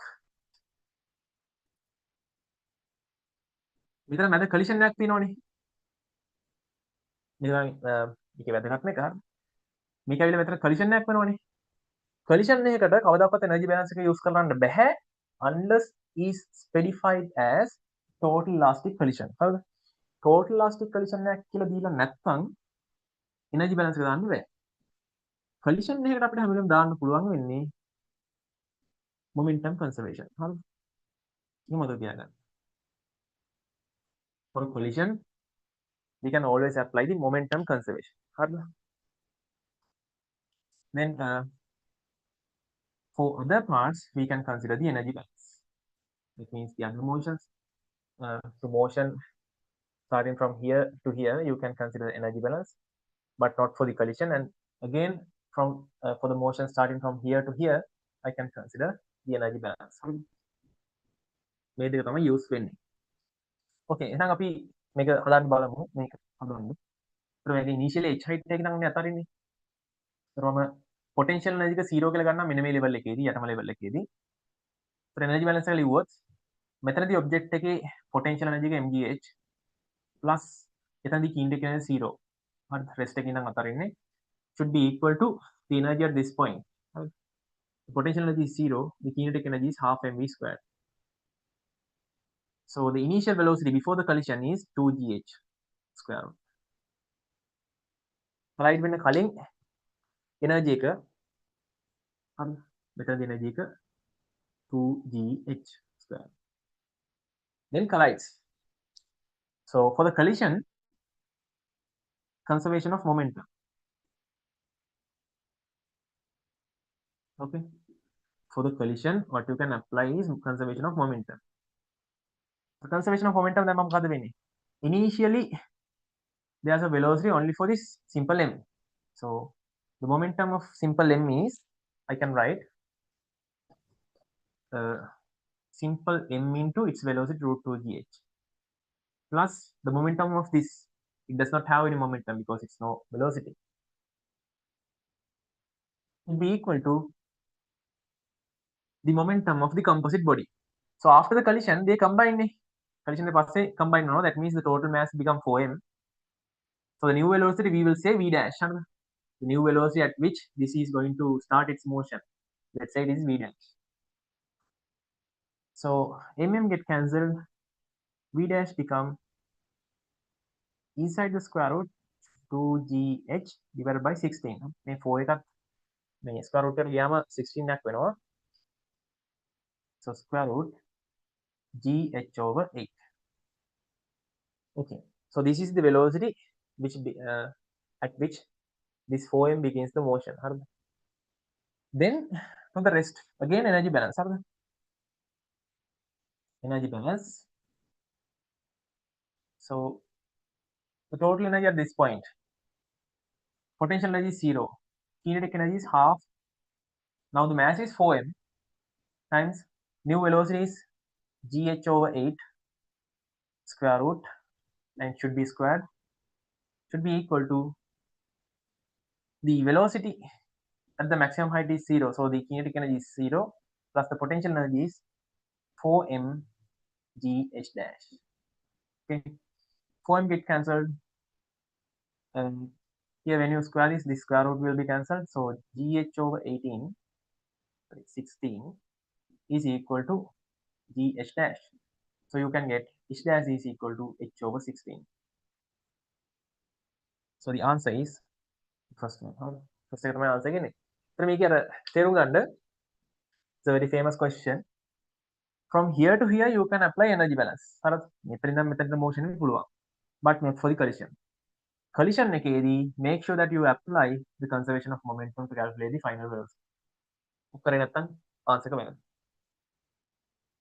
Okay, so then after calculating final velocity at which this combined object start its motion, you can again apply the energy balance to calculate the final height. Again, that's easier. Okay, so then we can go for the next question. So make a quick note of this. So let's write it here like this. In this question, for the collision,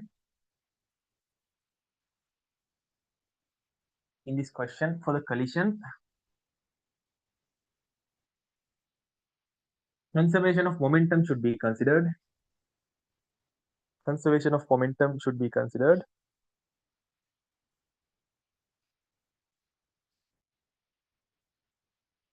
For other motions,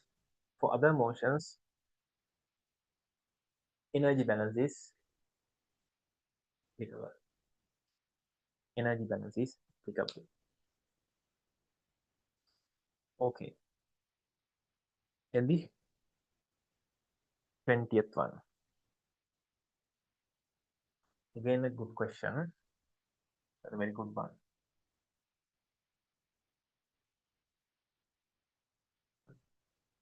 And it's this question is one which will, normally you will find this kind of questions after 45th.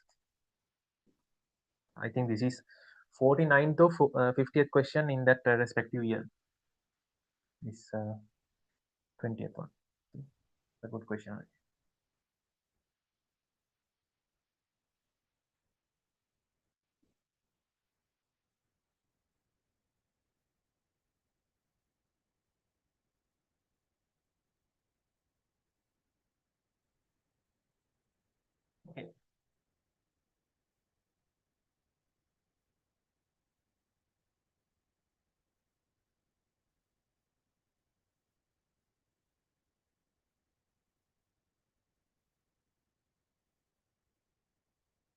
Body A of mass 2m shown in the figure is placed on a smooth horizontal surface, and a small block B of mass capital M is placed at the top of the body.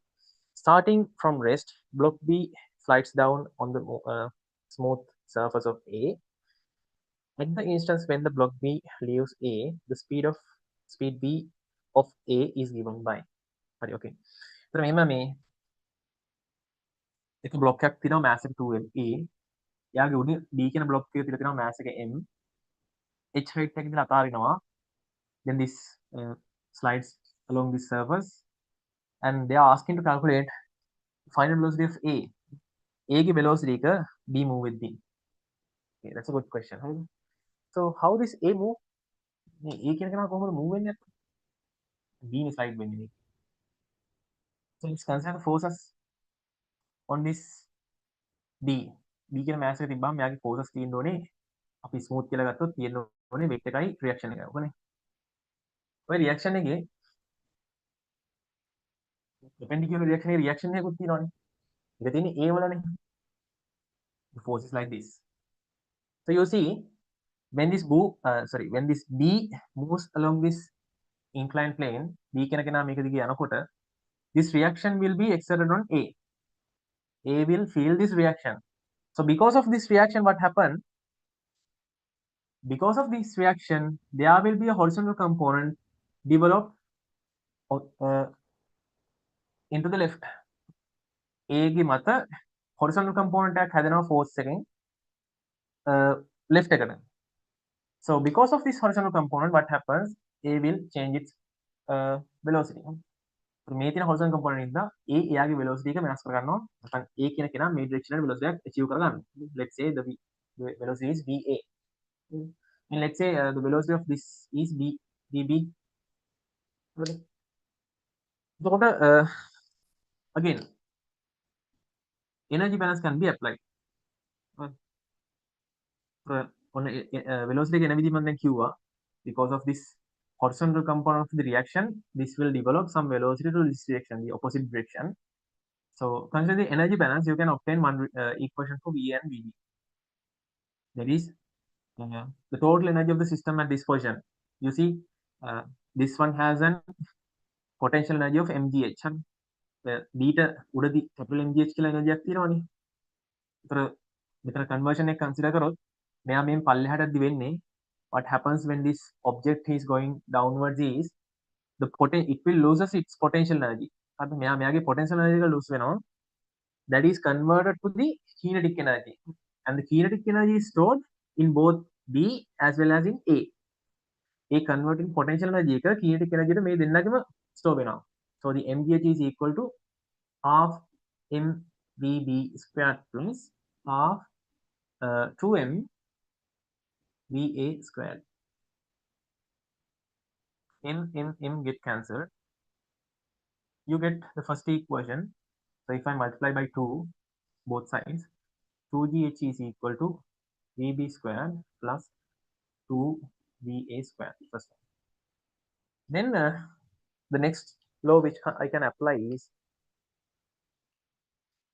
you see, when you consider this whole thing as a system, මේ දෙන්නම එකට system එකක් විදිහට ගත්තාම you should understand this reaction will be an internal force. The reaction එක කියන්නේ internal force එකක් නේ. So if it is an internal force, are there any horizontal unbalanced force for this system? I mean, මෙතන තියෙනවද horizontal unbalanced force එකක් system එකට? මේක system එකක් විදිහට ගත්තාම මේක internal force එකක් නේ. එයාගෙන් එන influence එකක් නැහැ system එකටම ගත්තාම. So no any unbalanced force acting horizontally. So if there is no any unbalanced force, you can apply conservation of momentum. Unbalanced force එකක් නැති වුණ ගමන් conservation of momentum දාන්න පුළුවන්. So I'm going to mention the direction like this. So initially both these objects were at rest. That means the initial momentum is 0. So the initial momentum should be equal to the final momentum. Momentum of B is mvb. I'm considering this direction.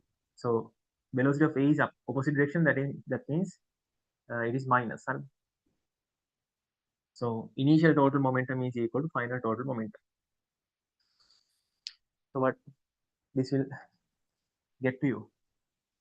It will give you that VB is equal to 2 times VA. Okay. Now you already have the equations that you need to solve for uh, VA. Yeah, I'm interested in calculating VA.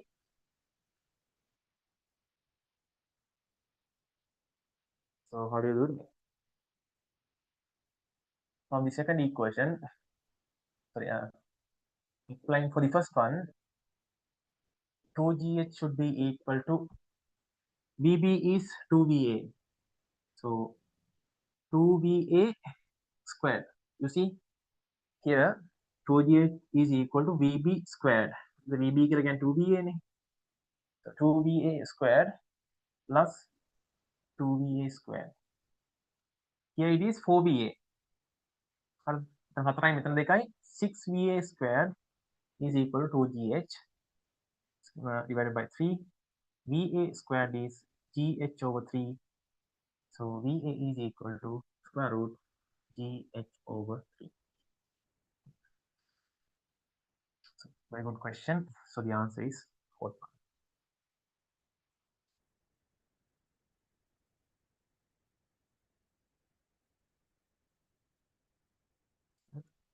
So those types of questions you have to only touch them if you can obtain all the other marks.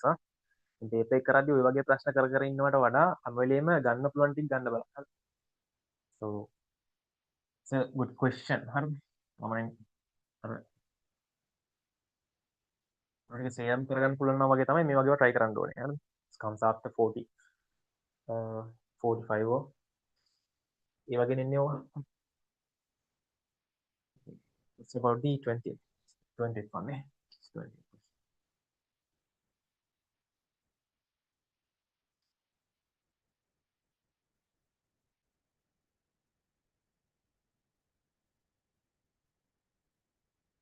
Right.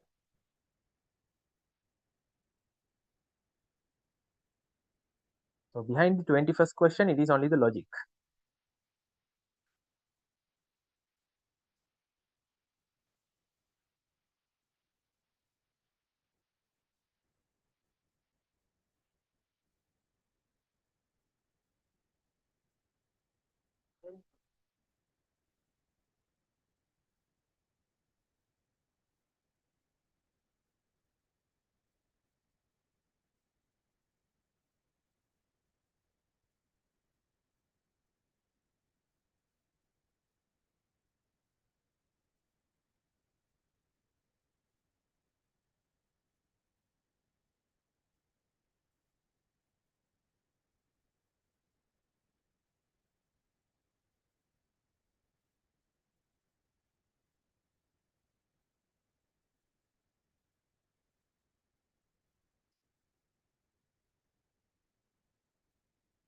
Okay. Read to the question. 21st.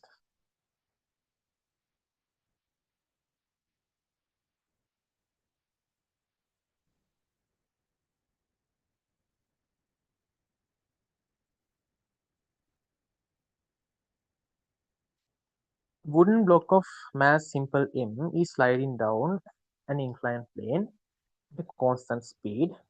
It's highlighted. It's going at a constant speed from a height h above the ground as shown in the figure. The total energy dissipated due to the friction by the time the block reaches the bottom of the plane is. හරි. ඔන්න මෙහෙම plane එකක් තියෙනවා. මේ constant plane එක දිගේ there's a mass which is coming at constant velocity. It's kind of suspicious. Like normally what happens is accelerates. So now this is coming at a constant velocity. So the total energy dissipated by the friction. They're asking to calculate the total energy dissipated by the friction. So friction force එක කොහොමද එන්නේ? The friction is always opposing the motion. That means if you move, you have to work against friction. So එතන move වෙද්දී work එක against කරන්න ඕන friction එකට. හරිද? Work against friction. So what happens when you work against friction? So I earlier tell you, if you work against something, that means you lose energy. You will lose some form of energy. Work against friction should be equal to losing some energy. Here, what is the energy you lose? When coming from here to here to the bottom, what is the energy that you lose? It's clearly mentioned that the velocity is constant. Constant velocity means you don't lose the kinetic energy, isn't it? Velocity constant කියන්නේ kinetic energy එක lose වෙන්නේ නැහැනේ. What's the energy then it is losing? It is losing its kinetic, potential energy. So when it is going downwards, it will lose its potential energy. So if I assume this is potential 0, so what is the total potential energy it loses? When it reaches the bottom, initially there was mgh energy, finally there is 0 energy, potential energy. So the loss in potential energy is mgh. So see how beautiful is this theory. නිකන් අර කියව ගමන් answer එක ගන්න පුළුවන්. ඕක නැත්තම් හැදුවා නම් පැය ගාණක් හදන්න ඕන එකක්. හරිද? So the work done against friction, or work done against friction is equal to decrease in some form of energy. So here the form of energy is the potential energy. So mgh. Answer is the fourth one. Okay.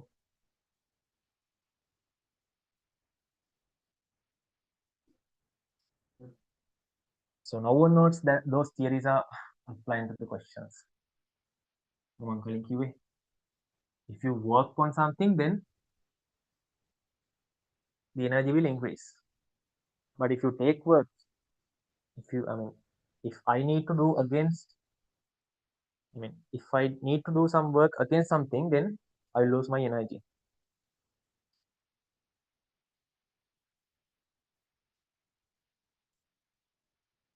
Okay. 20 seconds.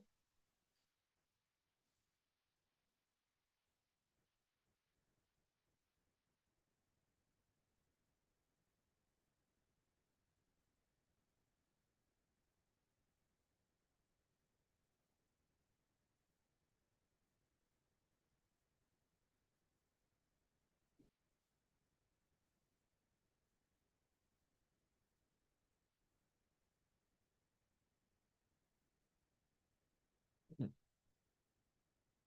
22nd one, as shown in the figure, the ball of mass 6 kg released from the rest at point O on a smooth track ABCD slips without rolling. We don't need that. To make a slip heavy and all. The portion DE of the track is rough. From D to E, it is rough. Rough means there is a friction. So if there is a friction, there will be an energy loss. You remember, you have to work against the friction. So if you work against something, you will lose your energy. If it climbs units a vertical height of 3 meters along the rough surface, the energy loss due to friction.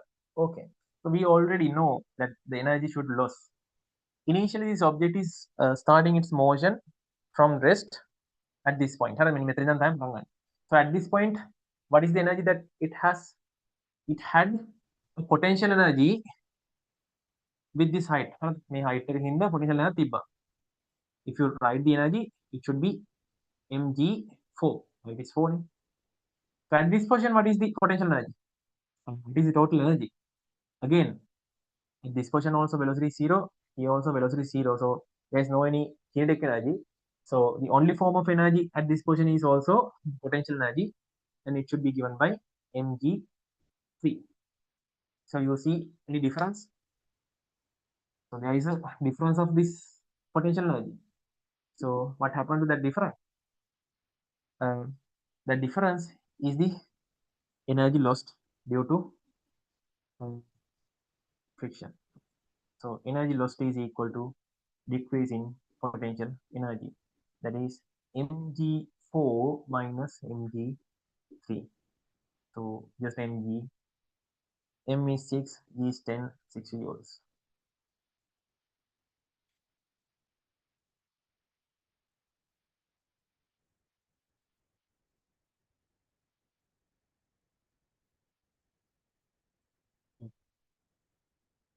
ඉතින් අපි එනවන්න center of gravity කියන section එකට. Again, this is an interesting section. You can score a lot of marks from this section. I mean, in most of the papers, there is a single MCQ coming from this section, so you can like get that mark very easily. Most of the time, the question is easy. Okay, we will have a quick look on that.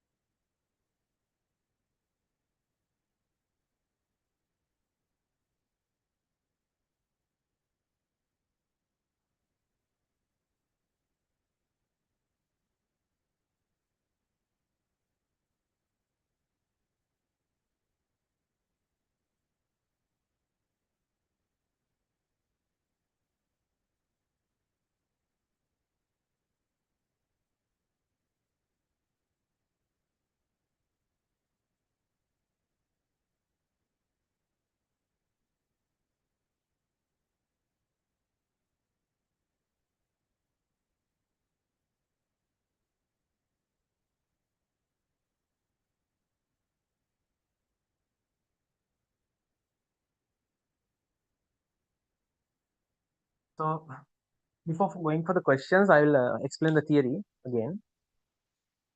So center of gravity.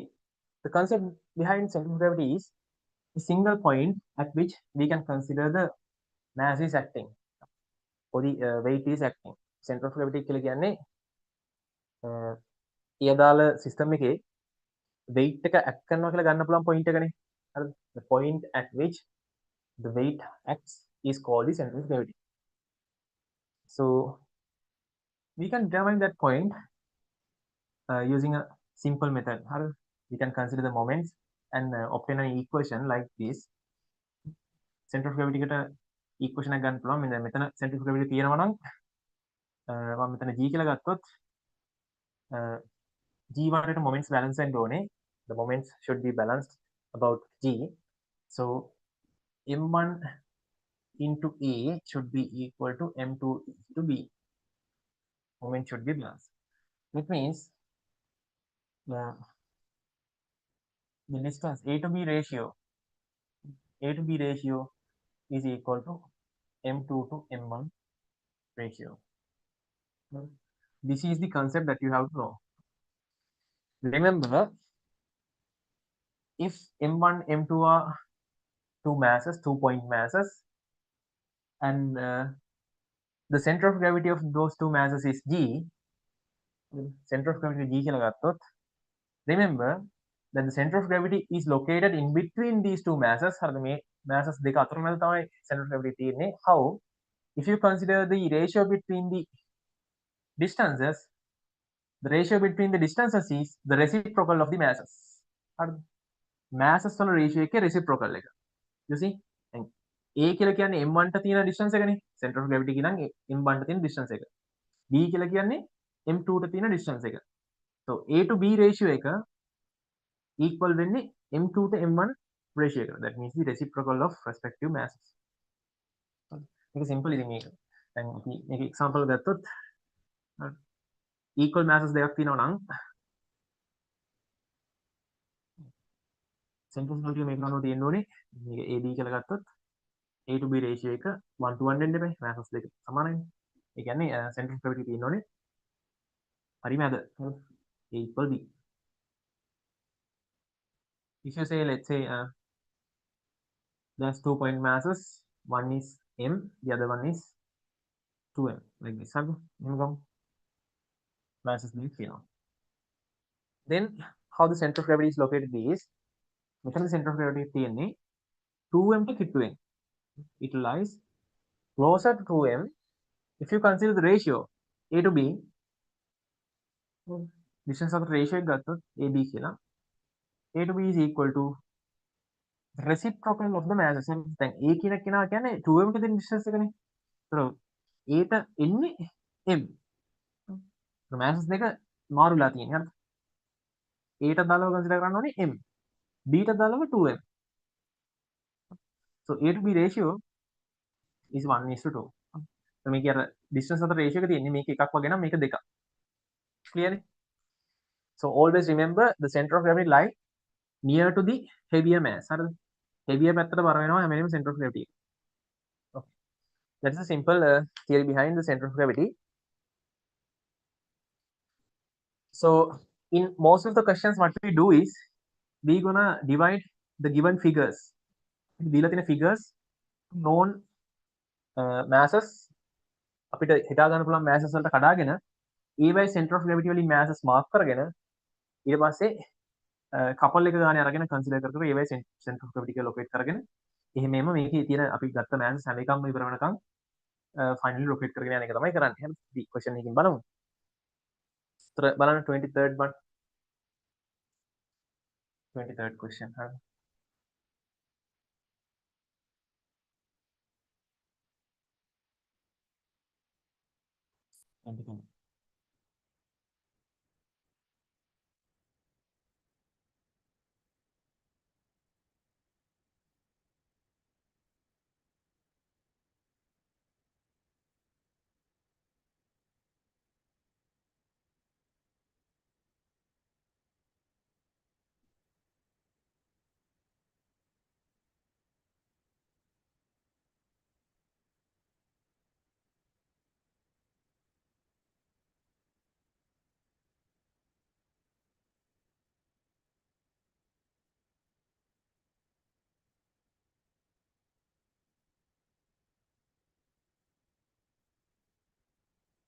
Center of gravity of the mass is most likely to be found. This is how the mass is given. මෙහෙම shape එකක් දීලා තියෙනවා. So here again if I repeat what we're going to do is we're going to divide the given mass into certain shapes that we already know the center of gravity and then combine each of them until all the masses are considered and the final center of gravity is placed. Can we මෙහෙම දැන් අර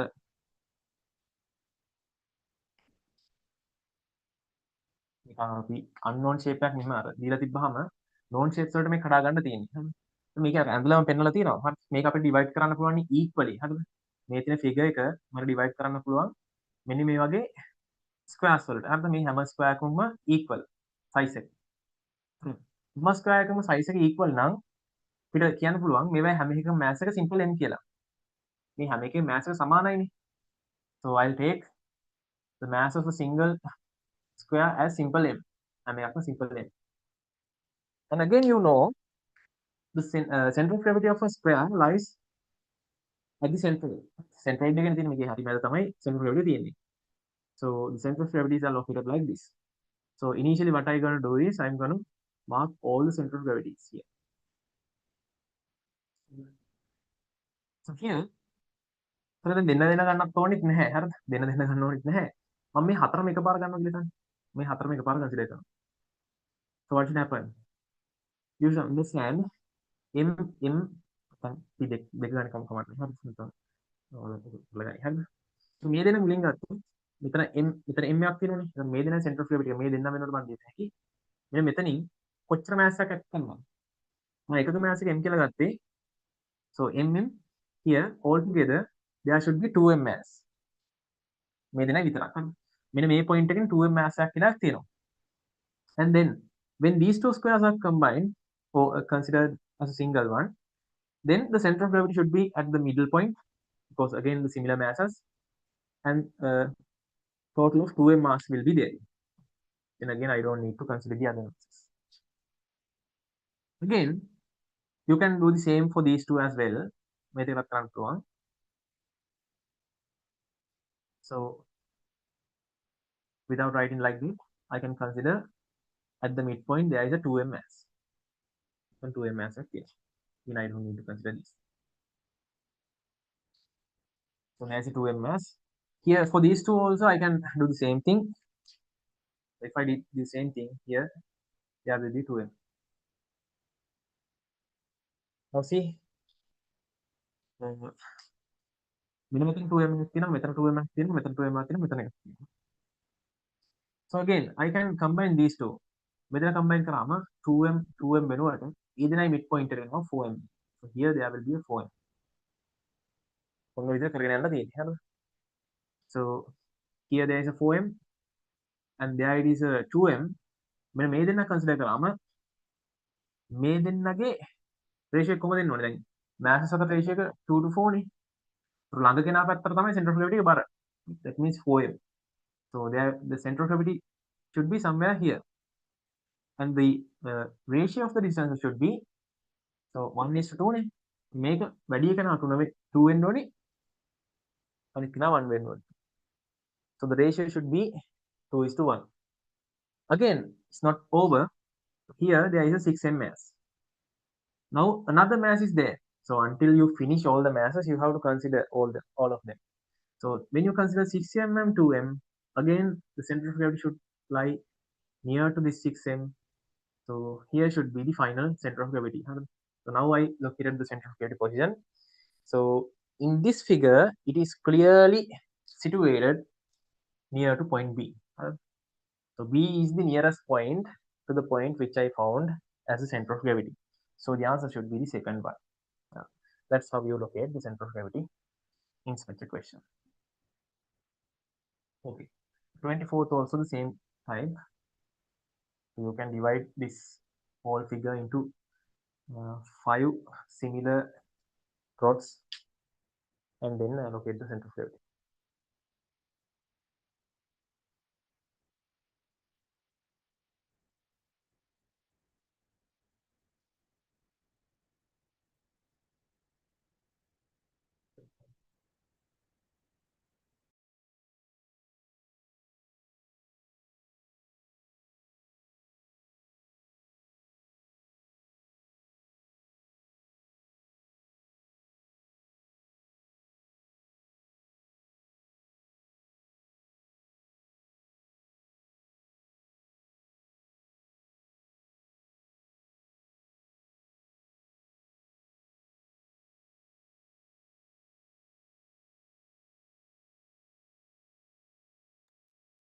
Okay, 24th.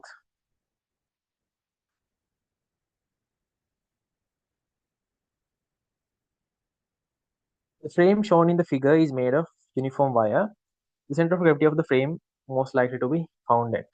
Okay. Center of gravity කොහෙද තියෙන කියලා අහන්න. Again, you can do similar thing.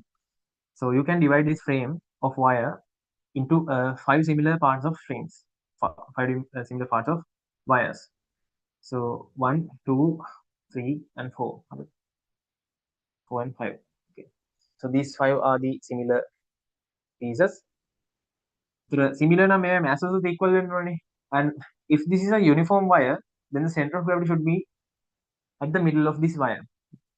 Uniform නම් center of gravity හරි මැද තියෙන්නත් ඕනේ. So these are the points at which the center of gravity of each these wires are located in.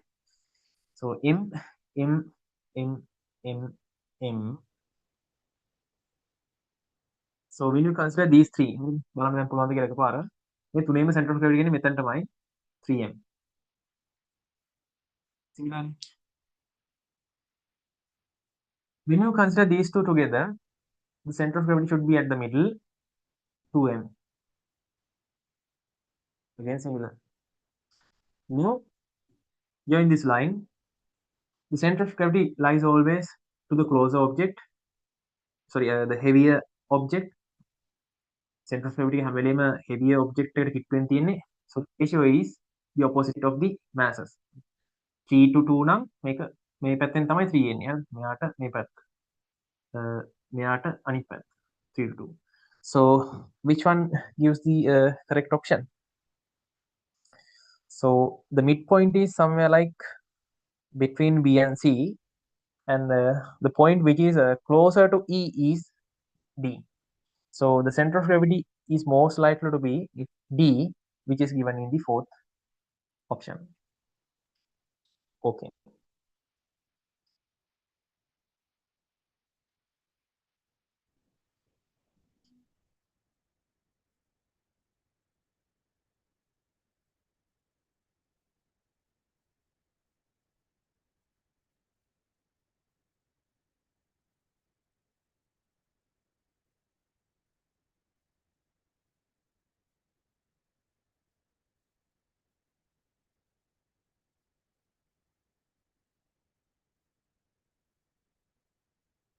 The fifth. So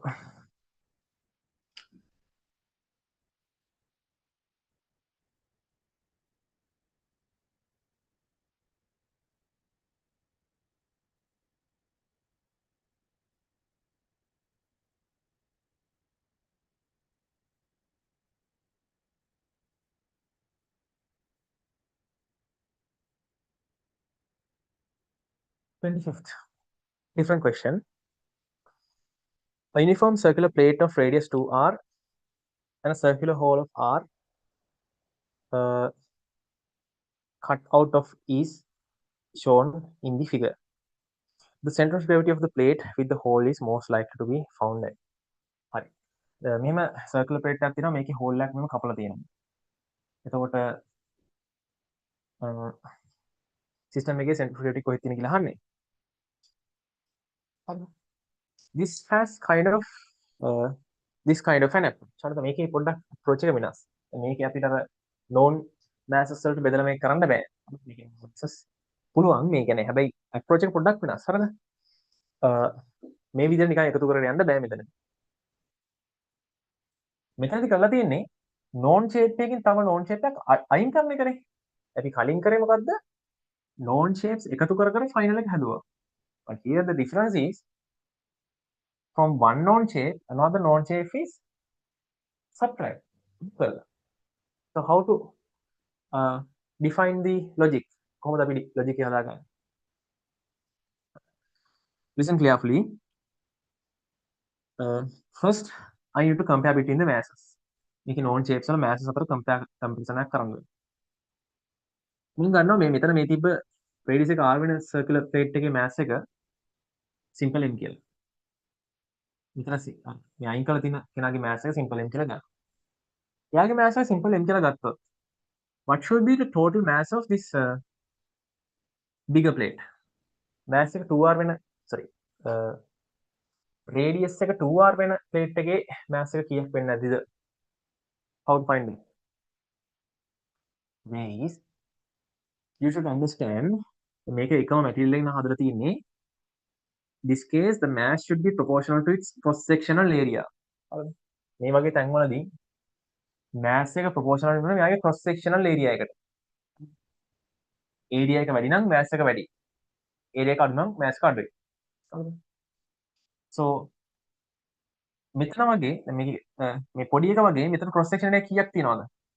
You see this is the radius is r. Here the radius is 2r. You know the cross section areas depend on r square. Pi r squared me.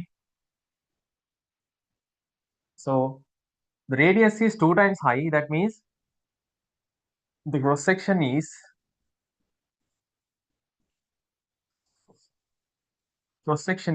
4 times the previous.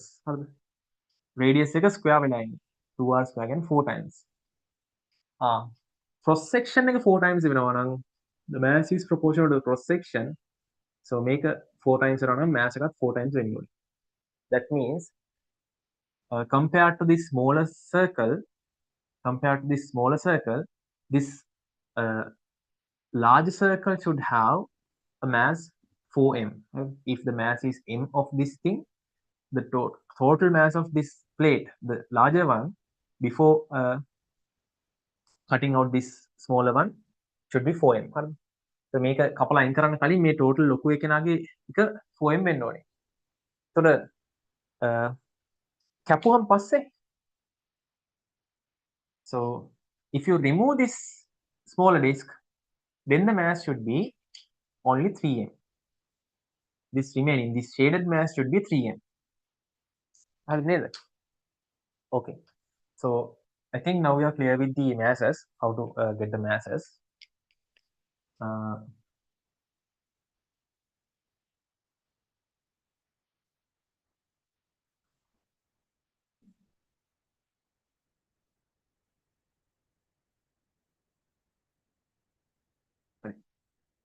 මෙහෙම හිතන්න.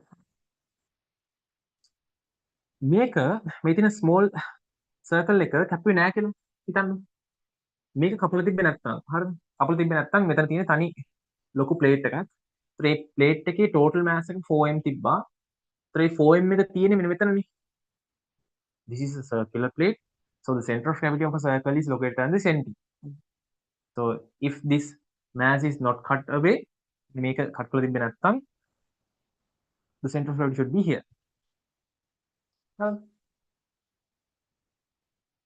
කොහොමද?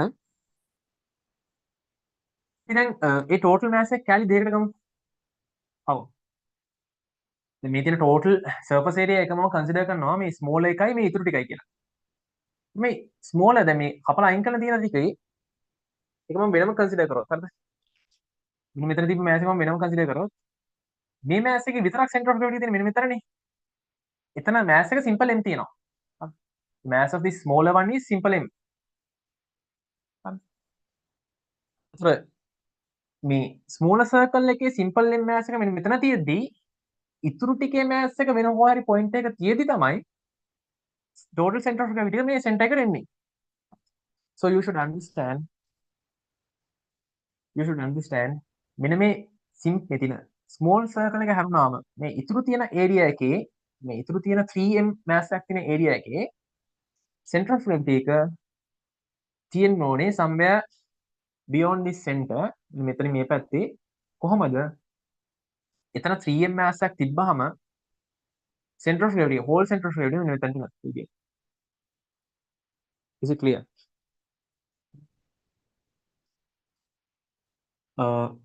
දැන් මෙතන මේක හාරලා තිබ්බේ නැත්තම් හරිද? මේක හාරලා තිබ්බේ නැත්තම් center of gravity එක මැදට යනවා කියලා කියන්නේ මේකේ නා මෙතන ඉදිද්දි m mass එකක් මෙතනින් වැඩ කරද්දී ඉතුරු ටිකේ center of gravity එක පිහිටන්න ඕනේ අනිත් පැත්තෙන් කොහොමද? එතන එයා ඉන්නකොට මේ දෙන්නම combine වෙච්ච තනි ලොකු එක ගත්තාම එයාගේ center of gravity එක මෙතනට එන විදියට. So you should then you should understand that then this 3m should the center of gravity should lie somewhat closer to the center. මේ මෙතනට වඩා center එකට close වෙන්න ඕනේ. මොකද ratio ගැන ඔය හිතුවොත් මෙතන 3m එකක් තියෙනවා නම් මෙතන m එකක් තියෙනවා නම් center of gravity is always closer to the larger mass. That means the ratio should be 1:3. හරිද? So now you can clarify that the center of gravity of this shaded section හරිද? මේ shade කරලා තියෙන section එකේ center of gravity එක should be nearly at point D හරිද? It should be closer to point E, which is the center, and there should be a 3m mass. So the answer is fourth one. Okay, fourth one is the correct answer.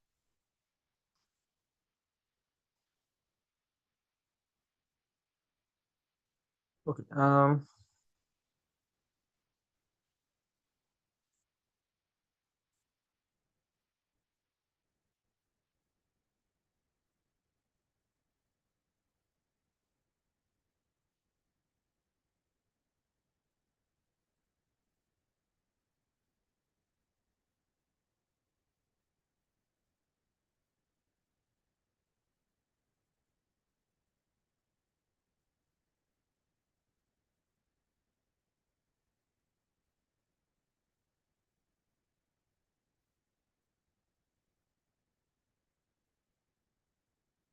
26th.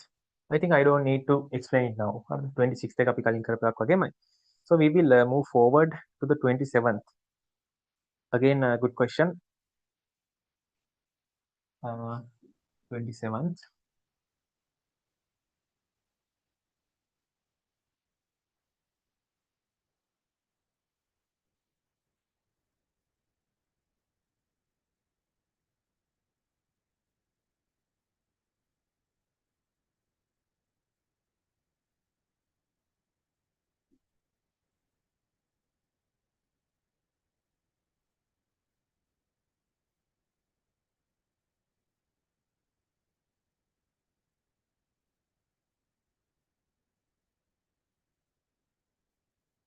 Combined object illustrated in the figure is formed by joining four metric rods A, B, C, and D of radii r, 2r, 2r, and 3r respectively, made out of the same uniform wire. The distance to the center of gravity of the combined object from point X is. Okay. That's a good question. So the radiuses are given for these each these circles. The radius is r, 2r, 2r, and 3r. And these circles are made of the same wire. මේ තියෙන wire එකක් තමයි මේ තියෙන නිකන් ring එකක් විදිහට හදපු මේ lens කීපයක් තියෙන්නේ. හරිද? මේක circular plate එකක් නෙමෙයි. Initially there was a plate. So because it is a plate, the mass is proportional to the cross section area. But here it is not a plate. Here it is a ring. So in this case, මොකද mass එක proportional වෙන්න ඕනේ? Here you should understand the mass should be proportional to the length.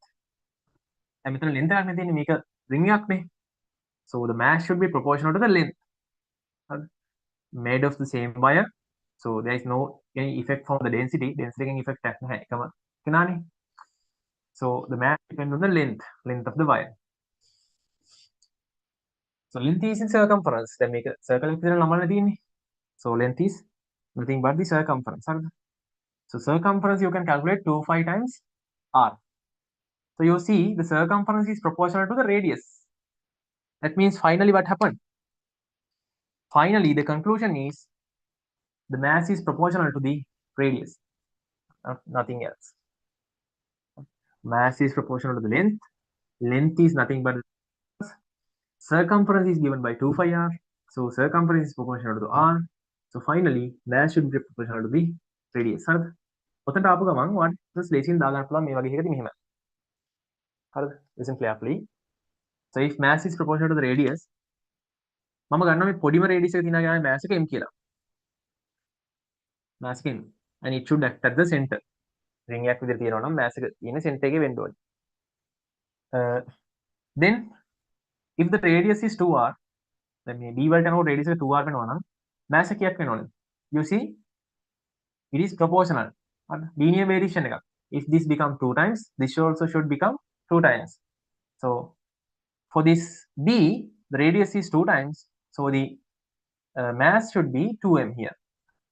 Mass of b should be 2m and it should lie at the center. එක තියෙනවනේ center එකේ.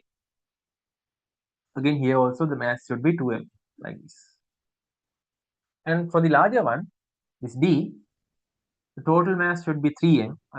Radius එක 3 times වෙන හින්දා හරි mass එක 3m වෙන්න ඕනේ. It should lie somewhere there. Okay. So they are asking what is the distance to the center of gravity? You should understand the center of gravity should be somewhere here. මේක මේ දැන් මේ පැත්තේ දැන් මෙතන relative ගත්තොත් මේ කම්බයින් කරලා තියෙන පොයින්ට් එකට රිලේටිව් ගත්තොත් එතනට මේ පැත්තෙන් තමයි center of gravity එන්න ඕනේ මොකද මේ පැත්තේ mass is වැඩි. Mass in this side is higher. So let's say the center of gravity is located at an x distance from this point. I'm going to consider the moments. මේ තියෙන point එකකට moments consider කරනවා. So the center of gravity के definition එක තමයි center of gravity එකෙන් ඇතිවෙන moment එකම තමයි mass වලින් ඇති වෙන්නත් ඕනේ. So center of gravity එකේ තිබ්බම මෙතන total mass එක කීයක් තියෙන්න ඕනද? 3m, 2m, m, 2m. Total කීයක් තියෙනවද? 8m තියෙනව නේද? So මේ හතර මෙතන තැන් වල තියෙනවට වඩා ඒ කියන්නේ ඒකම තමයි ඔයා 8m එකක් මෙතන තියෙනවා කියලා ගත්තත් වෙන්නේ. Similar thing. So the moments about O should be same. O වලින් එන moment එක same වෙන්න ඕනේ. That means 8m වලින් ඇති වෙන moment එක 8m into x should be equal to the moment by the individual masses. හරිද? 3m වලින් එනවා කොච්චර momentum එකක්ද? Moment එක 3m වලින් එනවා 3m ට තියෙන distance එක වෙන්නේ මේක radius එකනේ. ලොකු circle එකේ radius එක which is 3r. 2m වලින් එනවා 2m into එයාගේ radius එක 2r. m වලින් එනවා m into එයාගේ radius එක r. අනිත් කෙනා ඉන්නේ අනිත් පැත්තට. Moments I consider to this side. So from this one the moment comes to the other side. That means minus 2m into 2r. There is a minus. Here I consider the moments acting this way. So this way, so if you consider the whole system as single mass, 8m should be here in the center of gravity. So if the distance is x, then the total moment is 8x, and it can be calculated by individual masses. So consider the moments separately. So this one causes a moment to the other direction, so it is a minus. Okay, so m get cancelled. 8x is equal to here 9, 13, here 9 plus 10. X is equal to 5r over 4. So the answer is the second one. It's a good question.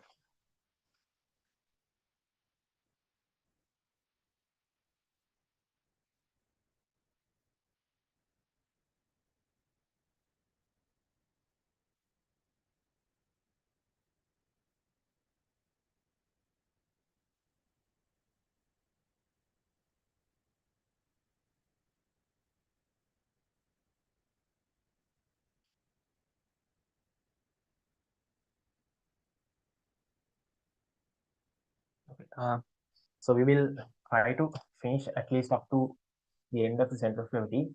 Here in the center of gravity questions, these are some preliminary one. දැන් මේක නම් ටිකක් හොඳ එකක්. තොතින් එහාට තියෙන ටික අර center of gravity වලට අමතරව දැනගන්න ඕනි concepts වලින් අහලා තියෙන questions. හරිද? ඒතර 28th.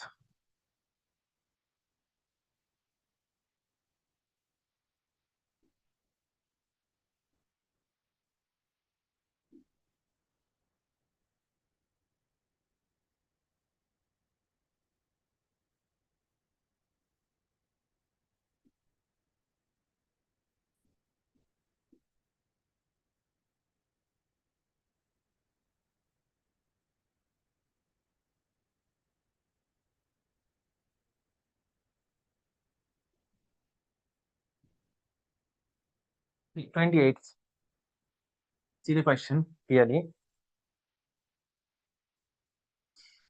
When the plate PQRST is hanging freely from point X, it balances as shown in figure 1. When hanging freely from point Y, it balances as shown in figure 2. The center of gravity of the plate is most likely to be found at, okay, center of gravity in a place second.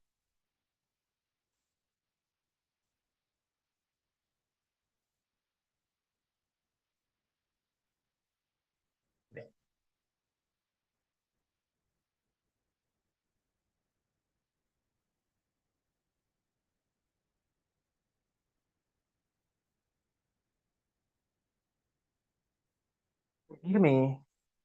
This is a simple theory, comes in equilibrium. Let's say an object is under equilibrium by hanging using a string. String hang කරන් ගමන් මේක equilibrium ඉන්නවා කියලා. So what are the forces on this object? Obviously the tension is there and the weight is there. So if it is in equilibrium, what should happen is forces should be equal. But that's not enough. The forces should be equal and opposite, as well as should be on the same line of action. Same line of action. Forces දෙකයි නම් තියෙන්නේ equilibrium එකේ තියෙනවා නම් මෙන්න මේ conditions තුනම වෙන්න ඕනේ. Magnitudes equal වෙන්න ඕනේ, opposite වෙන්න ඕනේ, same line of action එකේ ඉන්නත් ඕනේ. නැත්නම් මොකද වෙන්නේ? Line of actions දෙකක් වුණොත් මේ conditions දෙකම හරි ගිහලා line of actions දෙකක් වුණොත් this is what we call the couple. මේක couple එකක් වෙනවනේ. එතන rotational motion එකක් එනවා. It can't be the case. So the same line of action should be maintained. So that is the theory used in this question. හරිද? Center of gravity එක place කරගන්න ඒක තමයි use වෙන theory එක. So identify this case, it is hung from X. Hung means again there are only two forces. So the tension is here like this. So the tension එක මෙහෙම තියෙනවා නම් you should understand the center of gravity should lie on this vertical line. හරිද? Tension එක මෙහෙම නම් තියෙන්නේ center of gravity අනිවාර්යෙන් තියෙන්න ඕනේ tension එක තියෙන line එකේමයි. equilibrium under two forces. So center of gravity should lie somewhere on this line. Okay. Second case, if you hang the object from y, again if it balances like this, මෙහෙම balance වෙනවා නම් that means again the center of gravity should also lie on this line as well. මේ line එකෙත් තියෙන්න බෑ. center of gravity මේ line එකෙත් තියෙන්න ඕනේ. හරිද? දැන් මේක අර මුකුත්තර අපි කලින් බෙදලා කතා කරපු විදිහේ මුකුත් උසෙන්නේ නැහැ. හරිද? new concept. මෙහෙම තියෙනවා නම් මේ line එකේ center of gravity තියෙන්න ඕනේ. මෙහෙම තියෙනවා නම් මේකෙත් තියෙන්න ඕනේ. මේ line එකත් අපි මේකේ ගහගමු. how? ඇත්තට මේ ඔය දීලා තියෙන diagram එකේ නම් අර squares බෙදලා තියෙනවා. හරිද? So consider the squares. You can just sketch this line here. So let's say this line is x dash. So here it is y dash. So I'm gonna sketch this x dash on this figure. So වා ඒක sketch කරොත් මෙන්න මේ side එක නිකන් මේ side එක වගේ. ඉතින් මේක කොටු තුනක් ගන්නලා මේක තුනක් ඇහින්න තියෙන්නේ. තුනක් ගන්නාන් පස්සේ ඉන්නේ තුන හරහා යන එක තමයි ඔය line එක. හරිද? ඔන්නෝම. So just get that line. So this is the x dash line. So what is the concept now we discussed? So if it initially was in equilibrium like this, then the center of gravity should be on this line. Center of gravity මේ line එකේ තියෙන්නත් ඕනේ. As well as if you consider this case, the center of gravity again should lie on this line as well. ඔය දෙකේම තියෙන්න ඕනේ. අර line එකේ තියෙන. So that is only, I mean, there's only position. Only possible position is this intersection point. හරිද? ඒ කියන්නේ ඔය දෙකේම තියෙන විදිහට එක point එකයි තියෙන්නේ. ඒක intersection position එක වෙන්න ඕනේ. හරිද? That is this position. So this point comes somewhere near B. B කියන point එක හරිය තමයි ඔක එන්නේ. So that is the second answer. So for the 28th first question, it should be the second answer. So we can write under this question like this. If balanced,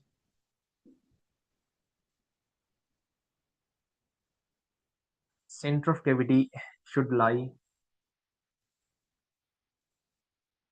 on the vertical line on which the tension is. So the tension is.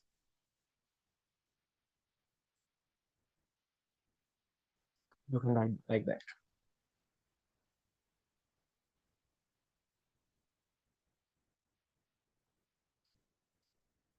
So the 31st question is also the same thing. So I'm gonna neglect this one, exclude this one from the discussion because we are running out of time. So you can try it as well by yourself.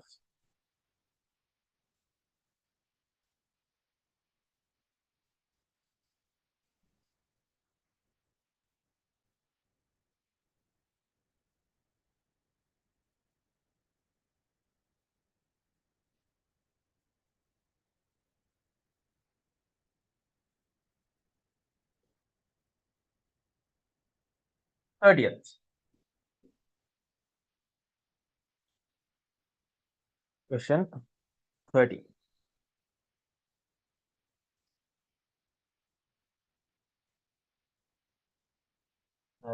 Please not. Right. Again, the center of gravity path is not taken using center of gravity theory. මෙතන center of gravity theory නෙමෙයි use වෙන්නේ. Something different, like here as well. Read the question. The pencil is held vertically on its tip on a frictionless table as shown in the figure. Friction එකක් නැති table එක කොහොම තියලා තියෙනවා මේක.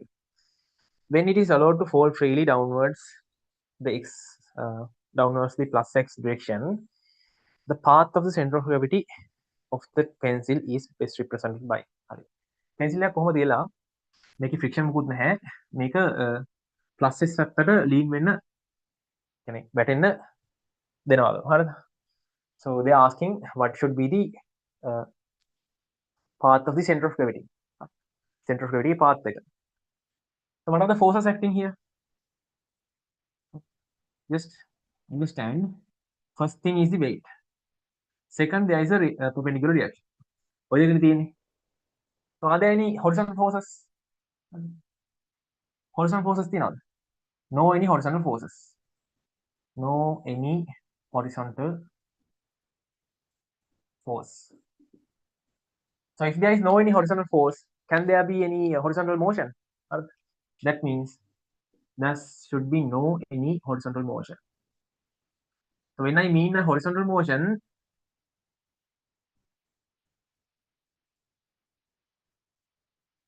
there should be no any horizontal motion.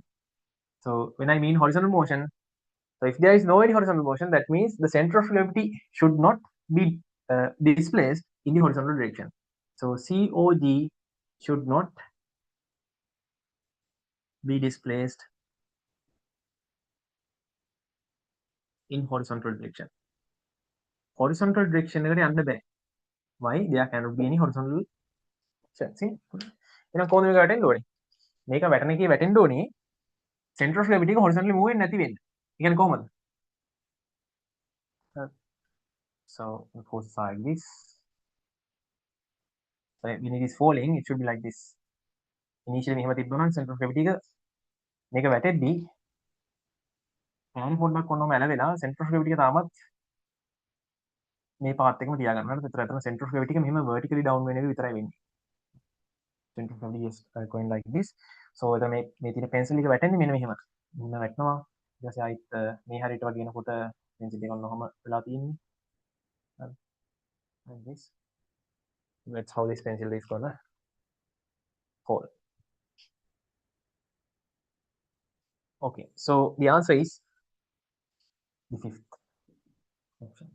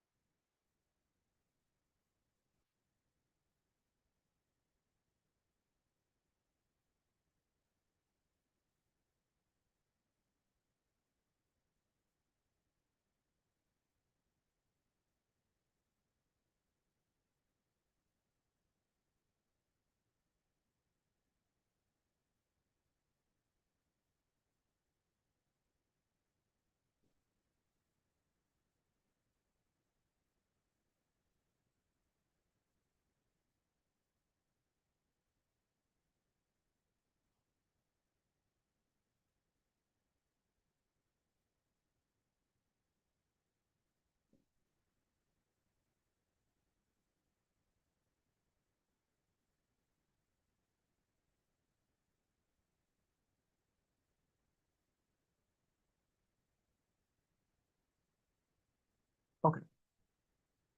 30-second.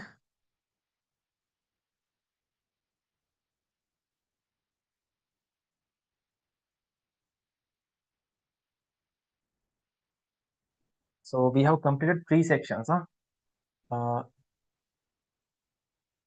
First one, the equilibrium, and then the energy concepts. Okay. Finally, this center of gravity concepts. So within this week, you have the responsibility to go through the other MCQs as well as these theory sections. Theory sections ටික revise කරගෙන making තව ටිකක් questions there කරන්න. හරි. So if you find something difficult, please get back to me again. Okay, so we will discuss these the final two MCQs, and then we will end up the session. We won't be able to discuss this VT graphs thing. We don't have any more time. Okay, so the 32nd question. The diagram given is a cross section of a toy placed on a horizontal table, which is always returns to upright vertical position when released. මේක මේ පැත්තට කරලා අතහැරියාම ආයිත් upright position එකට එනවලු. The center of gravity of this toy is most likely to be at center of gravity එක තියෙන්නේ කොහෙටද කියලා අහන්නේ. Okay. මේක ටිකක් special question එකක්. හරිද? මේක මතක තියාගන්න ප්‍රශ්නයක් නෑ. The concept is like this. Again, when you consider the equilibrium, හරිද? So here in center of gravity theory, again some parts of the equilibrium lesson will be useful. හරිද? මේ equilibrium වල තියෙන some concepts make useful වෙනවා. Again, you consider the forces. This case, the weight should be there and the reaction should be there. Remember, for a circular uh,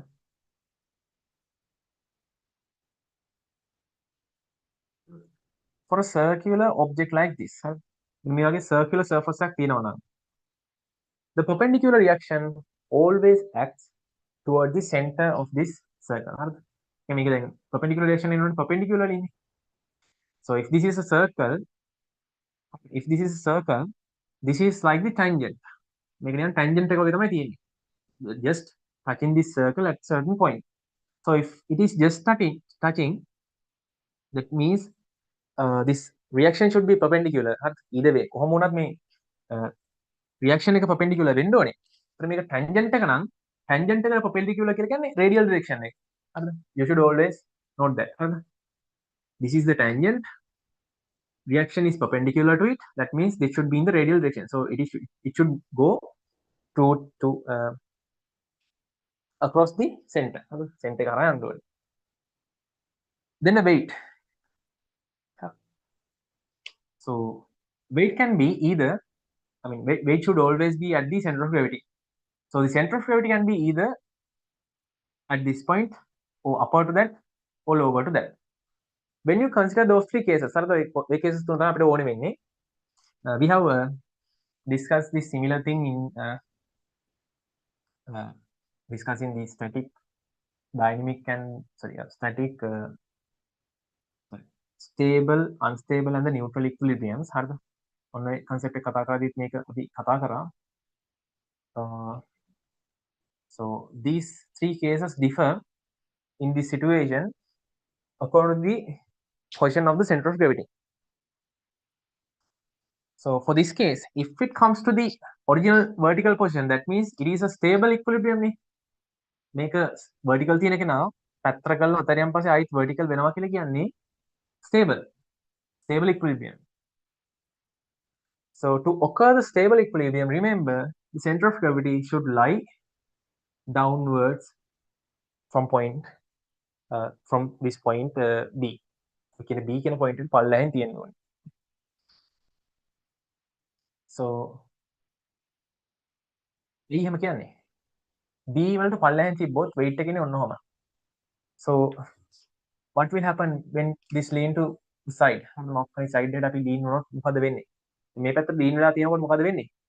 මේ තියෙන forces දෙකෙන් ඔයාලට තේරෙනවද බලන්න moment එකක් ඇති වෙනවා මේ opposite direction එකට. Because of these two forces, there will be a moment developed in the opposite direction. We call this a restoring moment.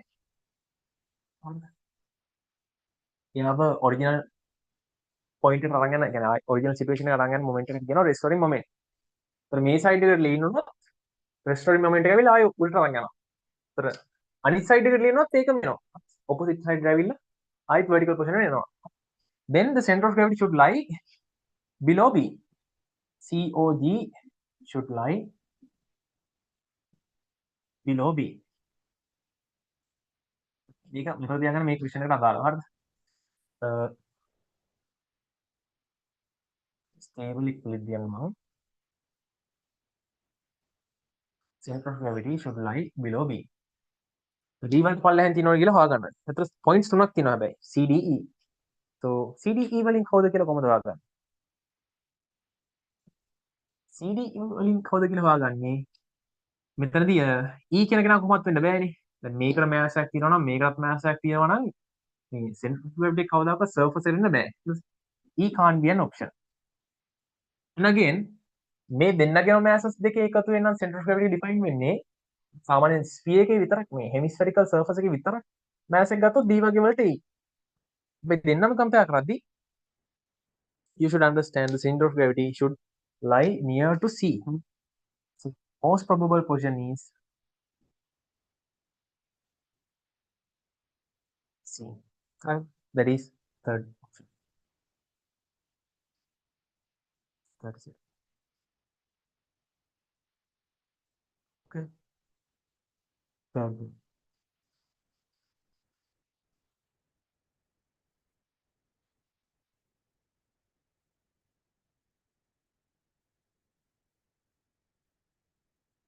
Finally, last one, 33rd.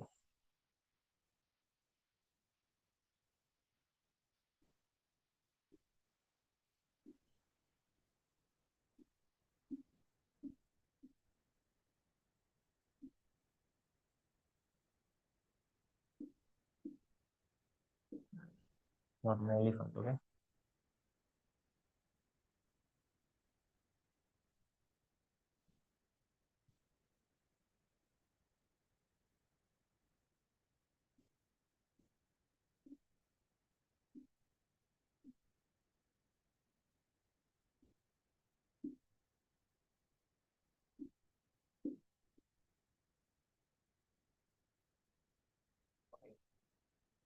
So a person bend over and touches his toes as shown in the figure. Center of gravity of the person is most likely to be found at. Okay, center of gravity coin thin plug again, this is a very easy question, and in 2025 levels also this the same thing came, I think. මේකම අහලා තියෙනවා මේ වගේම එකක්. center of gravity කොහෙද තියෙන්නේ කියලා.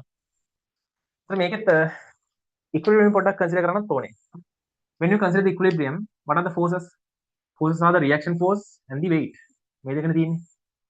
ඒතර equilibrium තියෙනවා කියලා කියන්නේ equal and opposite and same line of action තියෙන්නත් ඕනේ.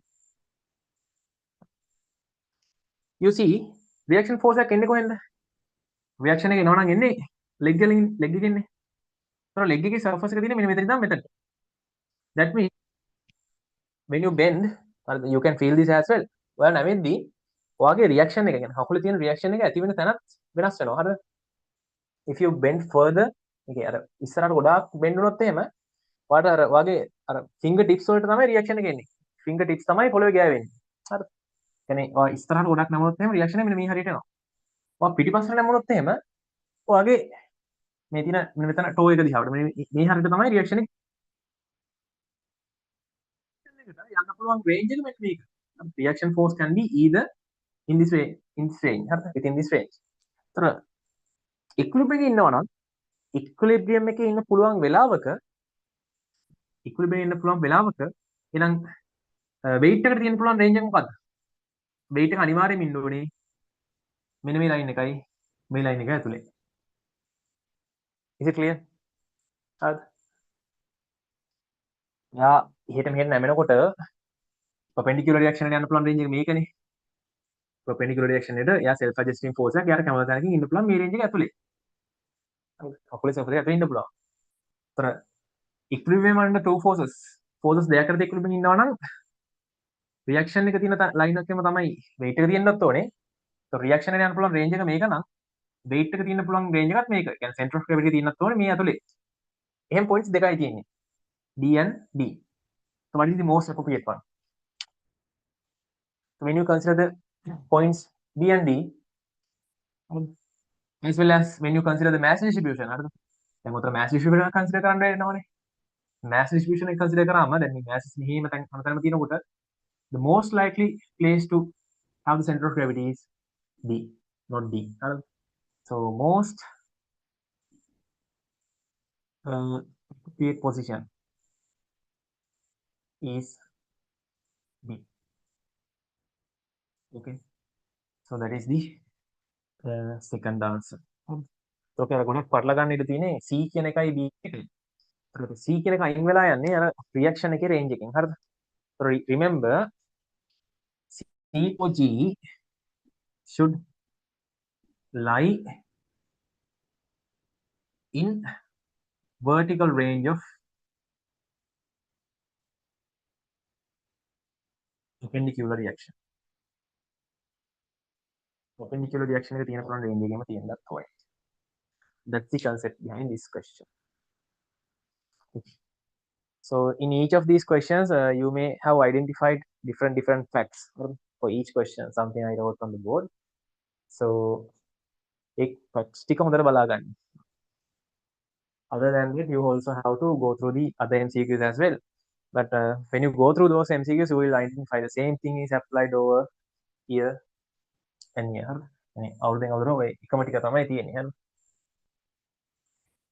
Okay.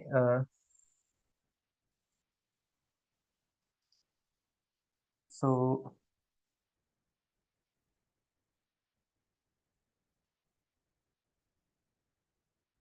that's it for this second recap session. Then we don't have much time to talk about this ST and VT curves. We will try to do it later on later session. And I think in the recap session one also we missed some MCQs of momentum as well. So we will try them doing in a different session. I think we have two additional days also in the schedule. We have additional days also. So within those additional days, we may cover these things. Okay. Anything to be clarified before ending the session?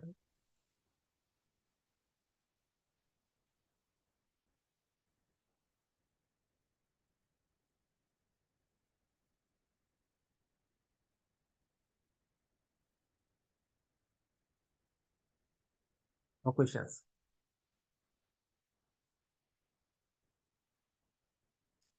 So if no questions, we can end the session here. So I think hope you got something from this session as well. But I have to think again for continuing this session further because I don't see much attendance. Maybe again මේ විදිහට quick කරගෙන යන එක සමහරට ඔයාලට එකපාරට ගන්නත් අමාරු ඇති. ඉතින් අපිට ඒක මට දැන් වාසියෙන් කරන්නත් වෙනයි. කරන්න වෙනවා. ඒකයි කියන්නේ දැන් මේ අපි සිස්ටම් එකේ කරන ටික ඔයා වීක් එකේදී ඩිස්ට්‍රිබියුට් කරගෙන යන්න තියෙනවා. ඒක තමයි බලාපොරොත්තු වෙන්නේ. It's what we that's our final objective having these sessions. So students are not joining. There may be two reasons. One is they don't put much attention. හරිද? ඒක තමයි ගොඩක් කලකට උමනාවක් නැති වෙන්න පුළුවන්. The second thing, with the speed that I'm continuing this session, they may not understand each and everything. ඒකදී ඔයාලා තේරුම් ගන්න ඕනේ. We know like revised content of 3 to 4 weeks in a single session. That's why I earlier mentioned first day එකෙත් කිව්වා, second day එකෙත් කියනවා. It's up to you to do the respective work within that week. So I'm just giving the guidance. හරිද? මම අර එක එක විදිහේ questions එකක් වාගෙන මම class එකේදී කරනවා සහ theory ටික මතක් කරලා දෙනවා. So it's up to you how to do anything. So in both case, if you don't attend the section, there's no point of doing this further. Let's see. So if you want to continue this session, if you badly want to continue this session, please mention. So if I get message from students, if I get more message from students, then only I consider continue this session.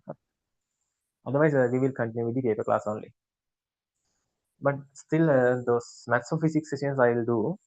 Make a මට මේකත් මටත් එක්ස්පිෂය එකක් හරිද? මට belt එක තියන්න කරන්න.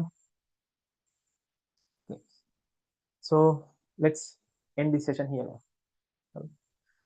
So good night everyone.